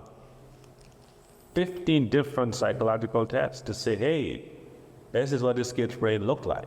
Now, whatever you want to do with that information, you can do with it. But I'm telling you, this is what his brain looks like. So I think there's sort of a leaning forward to listening to the data, but it's still a very weak attempt right now. I'm kind of just want to speak to that. So, you know, I've been a home-based therapist previously, and that involves really intensive, you know, mental health therapy in the home with the whole family. And I did have some, you know, families where the need was being aggressive or you know, attacking the parent and things like that. And with the services, I have seen improvement and stability, and things have turned around. But there's no cookie cutter case. You know, everything had to be really individualized for what's going on with that family, and there can be some more intense situations, as Dr. King and gentleman mentioned before. You know, so really depends on what's going on with the youth, but there has been success with doing treatment, and I think that we owe it for families to, one, be aware of what's out here and give them the opportunity to participate, because a lot of times when they do get support, nothing was tried. Nothing was tried, or if it was offered, it still wasn't tried. So, you know, we just want to make sure that families are aware of what's out here and to try it. And before we do the major, huge attempts of removing kids or, you know, being placed out of the home and things like that. But where do you remove child too that doesn't place someone else in danger? So that's kind of the crux of this, is that I don't disagree at all. Yeah. She was reminding me at the time Of the conversation that needs to happen and what is the solution in this case? Information that we get to people in this conversation. And I think we don't have, right? I think that's true. I mean, on a certain level, I'm not a clinician, so I can't speak to specific. I mean, in retirement, I'm a CIT trainer, crisis intervention team trainer, and so I do a lot of interaction with mental health professionals from across the state. So there's a lot of collaboration, so there's a lot that I've already been through that process. But that really is, I feel like, a basic level. The bottom line is that I wouldn't say that we don't have anything, but we're so at such a basic level of trying to deal with this problem. Europe, what I was going to mention before, is Europe, Canada are way ahead of us on this. Like the UK has at a federal level and a state level or regional level, however the province level, they've got legislation that specifically calls out child to parent violence and abuse. That calls for specific treatment remedies that have been shown over time. There's one they use that's called NVR, nonviolent resistance. Okay, so there's a whole movement across the UK for clinicians to be trained in nonviolent resistance, to train parents on how to deal and utilize NVR, right? So it's just like I said, if someone goes to jail, if someone is charged with whatever it's called, whatever level of crime, and the judge orders anger management therapy, that's the wrong therapy for a domestic violence situation. It doesn't deal with the core issues that are in play. So it is that judges would have to be aware of the proper remedies and the proper pathways. But first goes need to exist, because the judge doesn't create them. The judge can only, on good advice, she can only order them if those things are made and available and they've been shown to work. Because right now we're sort of like, in a way, like on the frontier, right? We're on the frontier of staring this thing in the face and saying, you know what, this is a thing. But in law enforcement and in other professions, there's like a phrase I know during training we always talk about, you hit what you aim at, right? It becomes a metaphor in life, right? Whatever it is you want to focus, you can hit, you can achieve that. So at some point in time, children who were being abused, this was not taken seriously until it was. And at some point in time, women who were being abused in the home and even killed, it wasn't taken seriously until it was.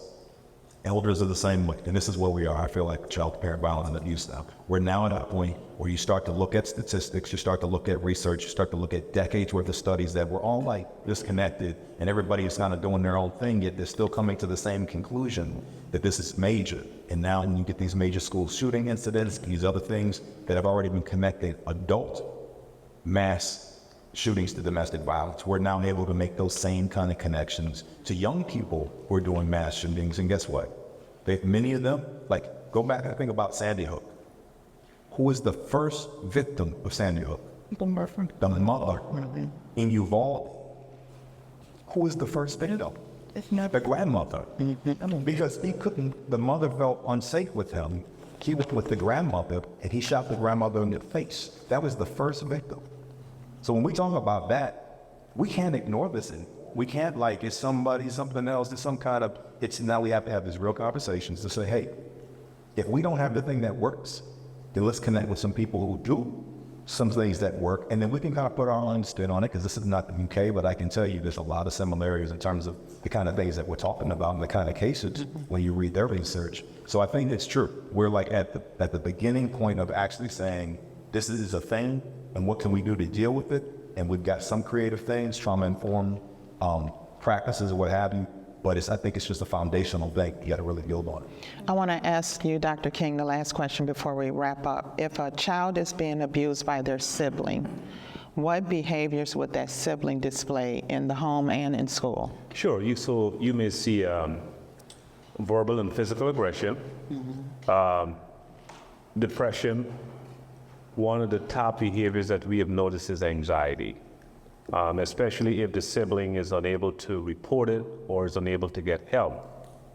Then there's that stage of like constant anxiety because they can't escape the situation, because it's difficult for children to divorce their family, right? If you're 14, 15, 16 and you try to leave the home, your parent can report it to the police and they can arrest you for running away or truancy. So we see depression, we see anxiety, we see withdrawal, we see like startled responses, and those are all classical signs that there's something going on in that home and someone needs to pay attention. We also see substance abuse. Since 2019, and this is really sad, this stat is really sad. I have evaluated over 26 mass killers and shooters, and a number of them have killed their parents. And there are always signs, punching of the walls, verbal, physical aggression, substance abuse, depression, anxiety, they all tend to hang together. And in all of those cases, not once did I see where their child got up and killed their parent right away. It was always building. And there was this ignoring of the behaviors or not knowing what to do, because there are some parents who really try, but they don't know where to turn. But the condition festers in the home until something happens, and there it is. And the data supports that. I put that slide up. The data from dozens of studies that I've read are consistent with everything that Dr. King mentioned, and this is across the world. Yeah, I just did an evaluation in the Wayne County Jail where the defendant came upstairs and shot his mother and shot her boyfriend and went back in the basement and continued using the substances as though it was just another day in the park. And I'm doing this evaluation and going, oh my gosh, what it is that I'm seeing here. But when you dig into the records, you can clearly see there was sort of a slow, steady build-up, verbal aggression, physical aggression, substance abuse, no guidelines, and so on and so forth, until it erupts. And then also what I add to, when you talk about we're being very honest and transparent a lot of our cultures are, they're going to have the issue of crime being underreported because a lot of our cultures are, you don't say what goes on in this house. You don't tell anybody at school what's going on. You don't tell the police. You don't report this. This, I think in the house, or everything that goes on in this house stays in the house. It's a secrecy thing. It is a culture that, a lot of us were raised in, where you just didn't tell your business, and it's caused under-reporting, and it could be an incline, especially in sexual assaults, domestic violence, things of that nature. So we have to make sure that we're educating our parents and our kids to speak up, to speak out, to talk, to use your voice, so that we're aware in law enforcement and the mental health industry that, these things are going on and they're occurring. I just want to talk about one solution, if I may, one possible. That's where I'm going to, because it's time for us to wrap up. So you can go ahead. Start with it. Doing a seminar in Monroe, and I saw something really, really cool. We were addressing opioids and the opioid crisis and solutions. And there was a mobile unit that drives from community to community and provide substance abuse education, temporary treatment, and resources. And I think this could be one thing that could be implemented throughout Metro Detroit. Maybe someone like yourself, a nonprofit, can advocate for mobile units strategically located in different parts and schools and so on, where people can walk up and say, this is what I'm feeling, this is what I'm hearing. That's one possible recommendation. The other one is establishing small mental health cafe. People go to Panera, people go to Target, you go to Maya, you shop. Why can't we have little booths with mental health professionals who are on the spot, listening, taking concerns, and being able to provide you resources? I see a lot of hands, so I'm going to shut up. Okay, no, wait. I'll be quiet. Let me get through them, and then we'll answer questions. Okay, go ahead, Dr. McGee. What was I going to say? I don't know what you want to say. Any interventions or programs? Yeah, I hate to be the Debbie Downer. But the thing is, when we talk about solutions, it's just so difficult because there has to be some untying of hands for people to be able to act.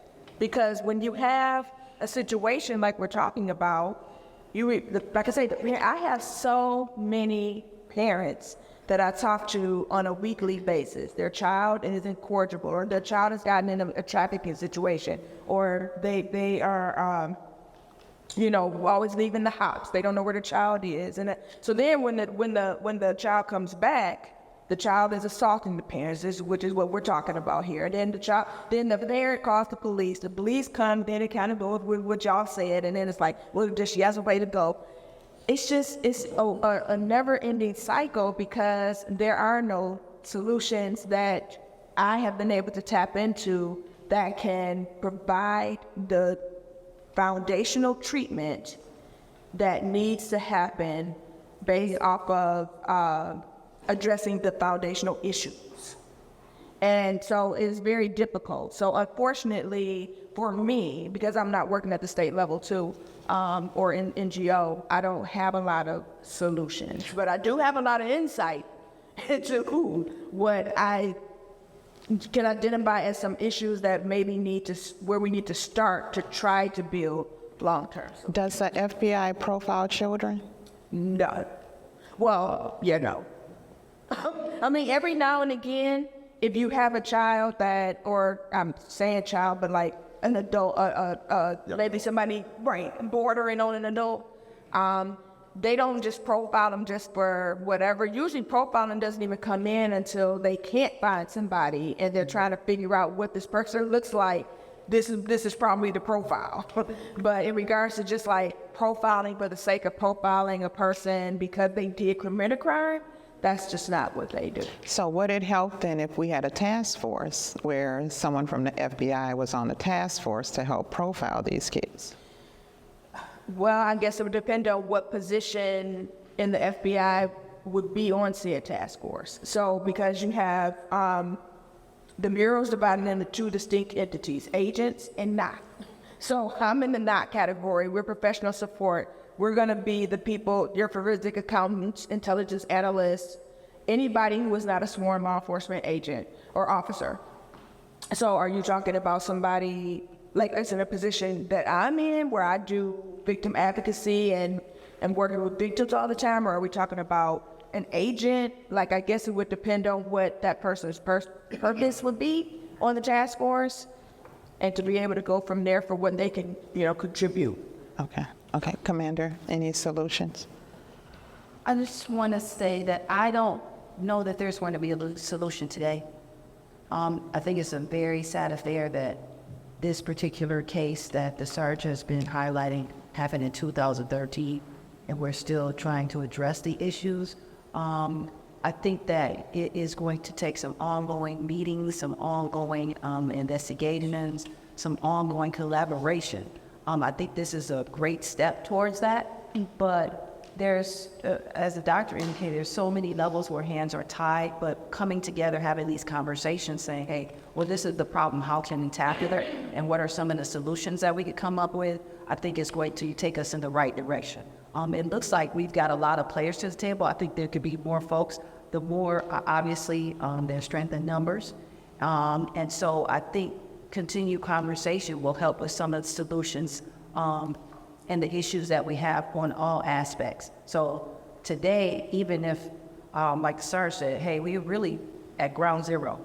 We're at the basics. So moving forward, what else can we do? And we have to just come together and start to ask the question and come up with answers. Not always what the problem is, but what's the problem, and then how can we resolve it? Right. So I think this is a step in the right direction, but we're definitely not going to have it overnight. Mm-hmm. Okay, Ms. Phipps? I would just like to say that, there's a saying that you do what you have control over.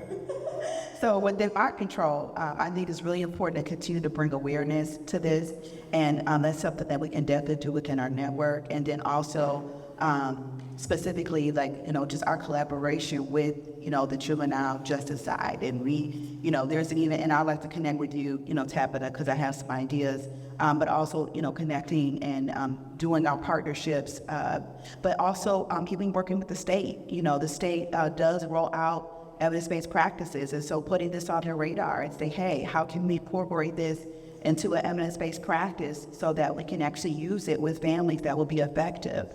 And so, it's the ongoing work, and I just wanted to say once again, thank you for putting this on today, because it's very much needed. I want to thank all of you, and I'm going to leave Sergeant Freeland to give the final remarks and your recommendations. But I want to thank everyone for coming out. Question. I want to thank everyone for coming out. I really appreciate it, and thank all of you who sat on the panel. I will have you give your recommendation, closing remarks, and then we can answer questions. Okay, I'll be brief. Thank you. Again, I know what everybody said on the panel. I think this is just important. We appreciate the opportunity to have this conversation. Hopefully it's not a one and done like this. It's easy to happen. I mean, if we don't follow up on it, the world is busy. We could easily get derailed by something else. If you look at 5 years from now, talk about, remember that time back in 2023 would sound so promising, and then what happened? Commander got promoted, and the whole thing fell apart. In law enforcement and in education, because like I said, I was a teacher as well. I'm still a licensed middle school, high school teacher, so I don't just come from the police side of things. Awareness level training is huge. It's huge. To simply know that something exists, how can you do something about the thing if you don't know that the thing is a thing? So that's what, at a fundamental level, we've got to do. We've got to be having real conversations within, as clinicians, as police officers, as family members, as community members. We have to be having honest dialogue that, hey, this is a thing. I can tell you, I've gotten no fewer than 15 phone calls or text messages or communications that I've made that started in a barbershop, that literally I had a conversation with someone in a barbershop, or someone that then later is that, hey, remember you were telling me about this thing? Can you talk to this mother for me? And they put them on speakerphone about something that's happened, right? So not to make it that simple, but awareness level training. I mean, in an organized way in schools. Teachers, this is one of the first places that see this are in the schools. And when I talk to teachers who admit to me they've seen this and they chronicle it, they say, Freelain, what am I supposed to do with that? It's not a mandated reporting situation, right? To me, it looks like bad parenting, right? They're letting the daughter punk her in the hallway and push her in the locker, and then they walk off. I'm supposed to call you. What you gonna do about that, right? So, but if we make the awareness level training, it becomes the beginning stage, setting the stage to say this is not okay. It exists and it's not okay. And then we need to also, the next recommendation, the last one for now I would say is, do our research to connect with those who are doing something that works. I was just on a Zoom call with multiple clinicians in the UK about 10 days ago. I can provide Tabatha the names of those agencies, email contacts, and what have you. They've got programs that that were there working with parents, and they said they're available for Zoom. So UK is only 6 hours ahead. So like I was in a meeting, it was like 9:30 Central Time. And they were just 6 hours ahead. So we could be in a meeting where if we're in the morning, it's not like they're like 12 hours opposite, and they express a willingness to train anyone on this because they know that they're finding some success with their work, and they'd like to share that. You know, everybody likes to brag, but if they got something that you didn't lock their collar to. So I think that's the next step. Awareness training and connecting with those who are actually doing some of the work that is reaching, maybe we're not doing it. Just saying. Question. Go ahead. So I have a question, well, really a comment. I'm from the Detroit Health Department, and I just wanted you all to know that you're not in this alone. And as you look at the dichotomy of mental health and law enforcement, you need to really add public health. We have a lot of tested and tried to bring methodologies. Dr. King mentioned many other things. We do campaigns all the time, whether it's around environmental justice, WIC, DADS, whatever. We do a lot of that. We also have a number of, Juan used to mention, programs that we're working through it. Marcia and I, my colleague next to me, we have an administrative site over ceasefire now. And ceasefire is a gang violence level. We are looking at violence in its totality. You talk about awareness, talk about training. We already know we'd be contacting many of you for trainings for not just our staff in ceasefire, but all of our public-facing staff, on my staff that deal with the public. But when we address this on public health wins, we are in a position to not only provide that provider, if you will, type education, but get grasping, start understanding the culture. Because culturally, I'm sitting there like, I would never to my grandmother, but obviously somebody did. Mm-hmm. And so when we get beyond our own internal beliefs and cultures, there could be public health messaging that comes from the Detroit Health Department that stops and address on these things. So I just wanted to put that out. Outside. It's just Canadian flag who's been raised. That's our, yeah, right. Yeah. Yep, Danielle. So I have a statement and a question. How does my answer? We just are sorry, you know, it's late to Friday, sorry. In the statistics that have been collected about child to parent and domestic violence, are there any similarities in the family dynamic? For example, are most handled by a single parent phones? And that ties to my statement, which is, I think there is to be more Medicaid available services for parents that are not connected to a child support case or treatment plan, because a lot of, well, with the work that I've been doing as a parent support partner, and I think fellow parent support partner in here, and my certified agency, and the work that we do is connected to the parents navigating the child's treatment plan. However, in the work that we do, though, we do see that there are some traumas, other traumas that parents are dealing with, and if they're parenting in the deficit, right? So it's already almost setting the family dynamic up to bail for sure. And so I think that addressing generational trauma was what actually helped to mitigate a lot of it. And one thing I like to say is that dealing with three generations who need our support, the parents that we are supporting with them, that the child was actually injured and we're dealing with the parent who is the child who is the parent that the child is in treatment, but we're also dealing with the generation before that and that raised that parent that's raising that child. And a lot of times those new generations are still alive. So I feel like if we nip it right at the bud and in the early stages of when someone becomes a parent, then they can mitigate it will mitigate all the disease. And I like to say double or full achievement. It was their environment that caused that to happen. Or at least triggered the editing. Can I say one thing about Go ahead. From the dozens of studies that I've done and the many conversations that I've had with clinicians abroad, because again, it's mainly clinicians overseas that have been a little bit more aware of this and doing things about it.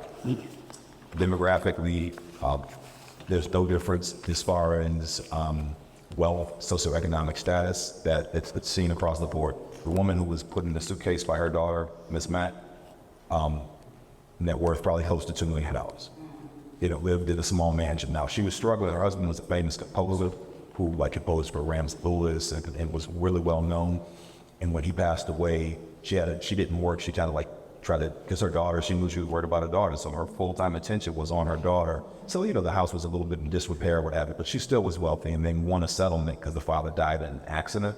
So the point is, she was fairly wealthy, came from a wealthy family, and still wound up this way. So that doesn't change. The main demographic difference is that while girls can be involved in this, girls tend to be more the verbal abuse, where the boys are more prone to being physically abusive, although it's not exclusive. There are many girls who do hurt their parents. It tends to be a single parent household where it's the mother who's the victim, but not always the case. There are exceptions. So the majority tend to be single parent. The majority tend to be single parent mother. Boys and girls alike tend to attack the parent, but there are exceptions. And fathers can be a victim. That's one of the things that people need to understand. I've met multiple fathers who've been the victims of child and parent violence and abuse. And as you mentioned, it's sort of that for me, that's just different, contrary than how I was raised and my expectations. So to me, it's sort of a mind-blowing when a man says that a 13-year-old hit him in the eye and gave me glaucoma. I'm like, what? I'm like, they still breathe? What? Exactly. So that is different, but once we realize it, that we just get over it and say people need support, just like working with anybody else, with mental health. We can't judge. We just say, how can I help? There's another hand, Kim. Okay. So I've been in parts of We're going to wrap it up. We're going to wrap it up. Your time. Wrap it up. of course, my therapy brother, Canada, then I moved over. So you sparked something about mobile mental health team.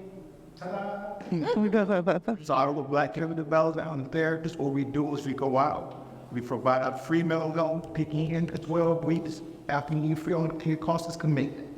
Mr. Pepperway, a parent advocate, he's a stellar research for him. I'm a therapist. We got a youth advocate, and we're out there, on the name and doing something great. What's the name of the organization again? Yeah. Black Family Development. But you do adoptions and stuff there too, right? I know.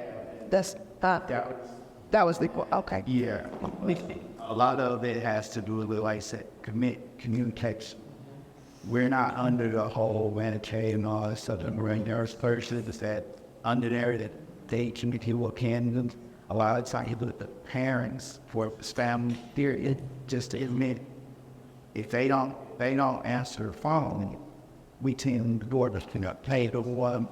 We had communication that's been on into that. Communication. If it would have just been communication or right word, you probably would come.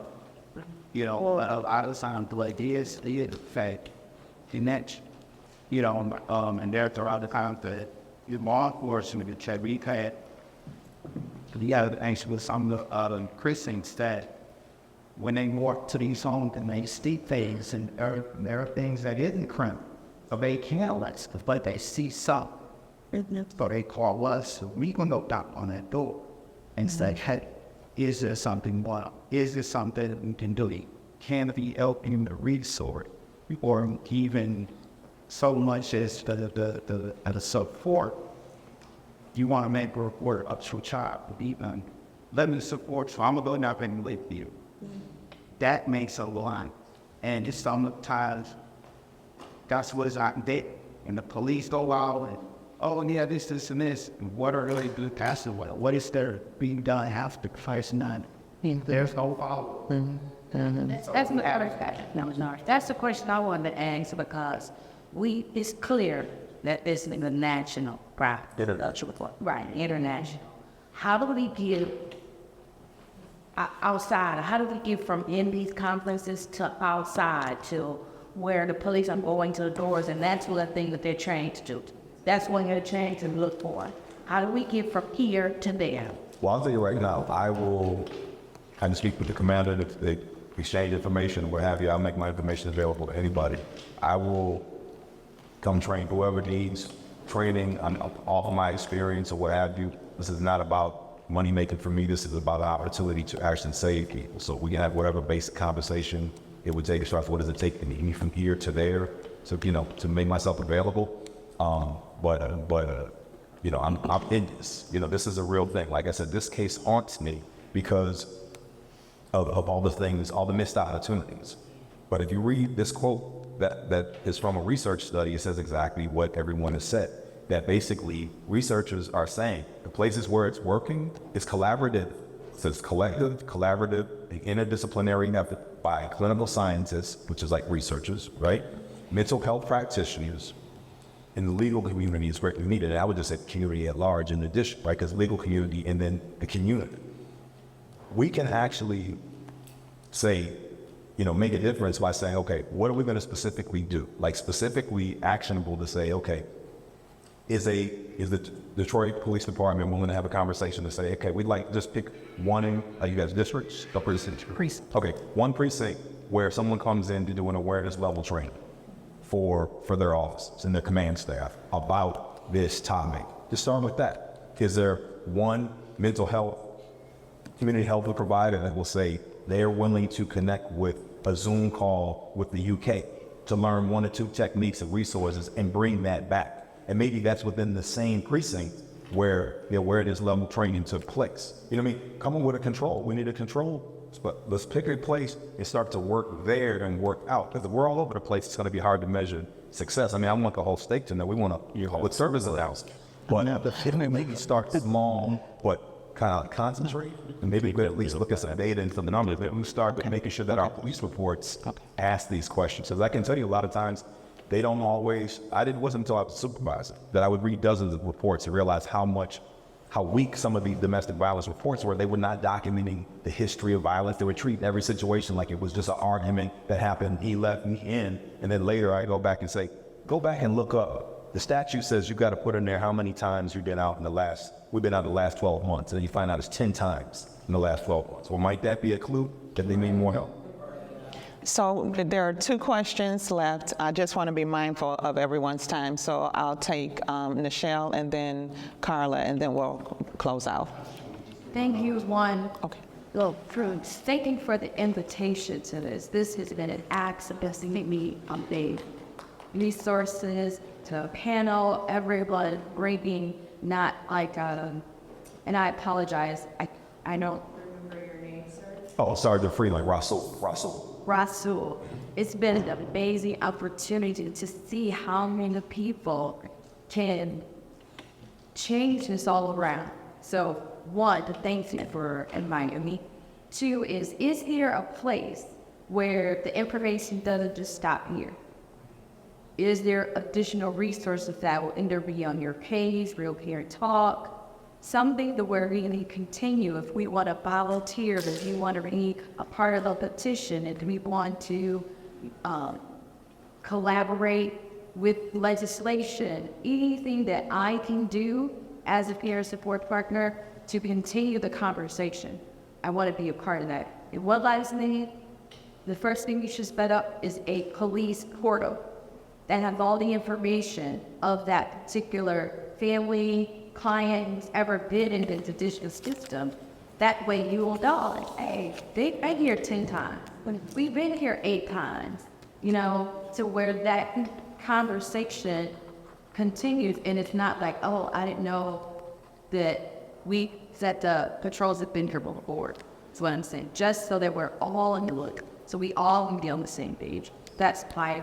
So I don't know if you can just create a portal that has people's personal. We don't. It's the suggestion that I'm saying. Like, so if the police comes to my house and my information is put in the system, that information is put throughout the system. That is, I mean, we do that. We do that. We do that with sexual assaults, domestic violence, and things of that nature. So that will probably be just a matter of adding that aspect to it so that the information is shared. So I think that's what was not quite right now, but there is a system in place for the VPD that shares the information on cases where you've gone out several times for a domestic violence incident, or how many times you have gone to a particular home where you can actually print up the address and say, okay, we've been here 8 times for domestic violence, once for a robbery, and it'll actually, you can look it up by tag, actually, and it'll tell you every single time that an officer has been there for a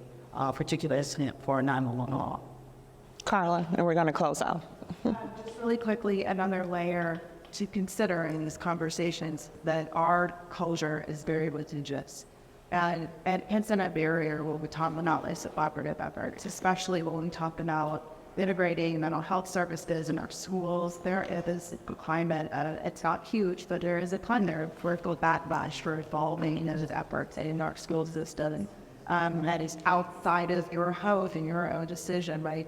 So we need to address those conversations carefully, but intentionally, because it's an aspect that in the area with our culture to be able to go out and train and look at.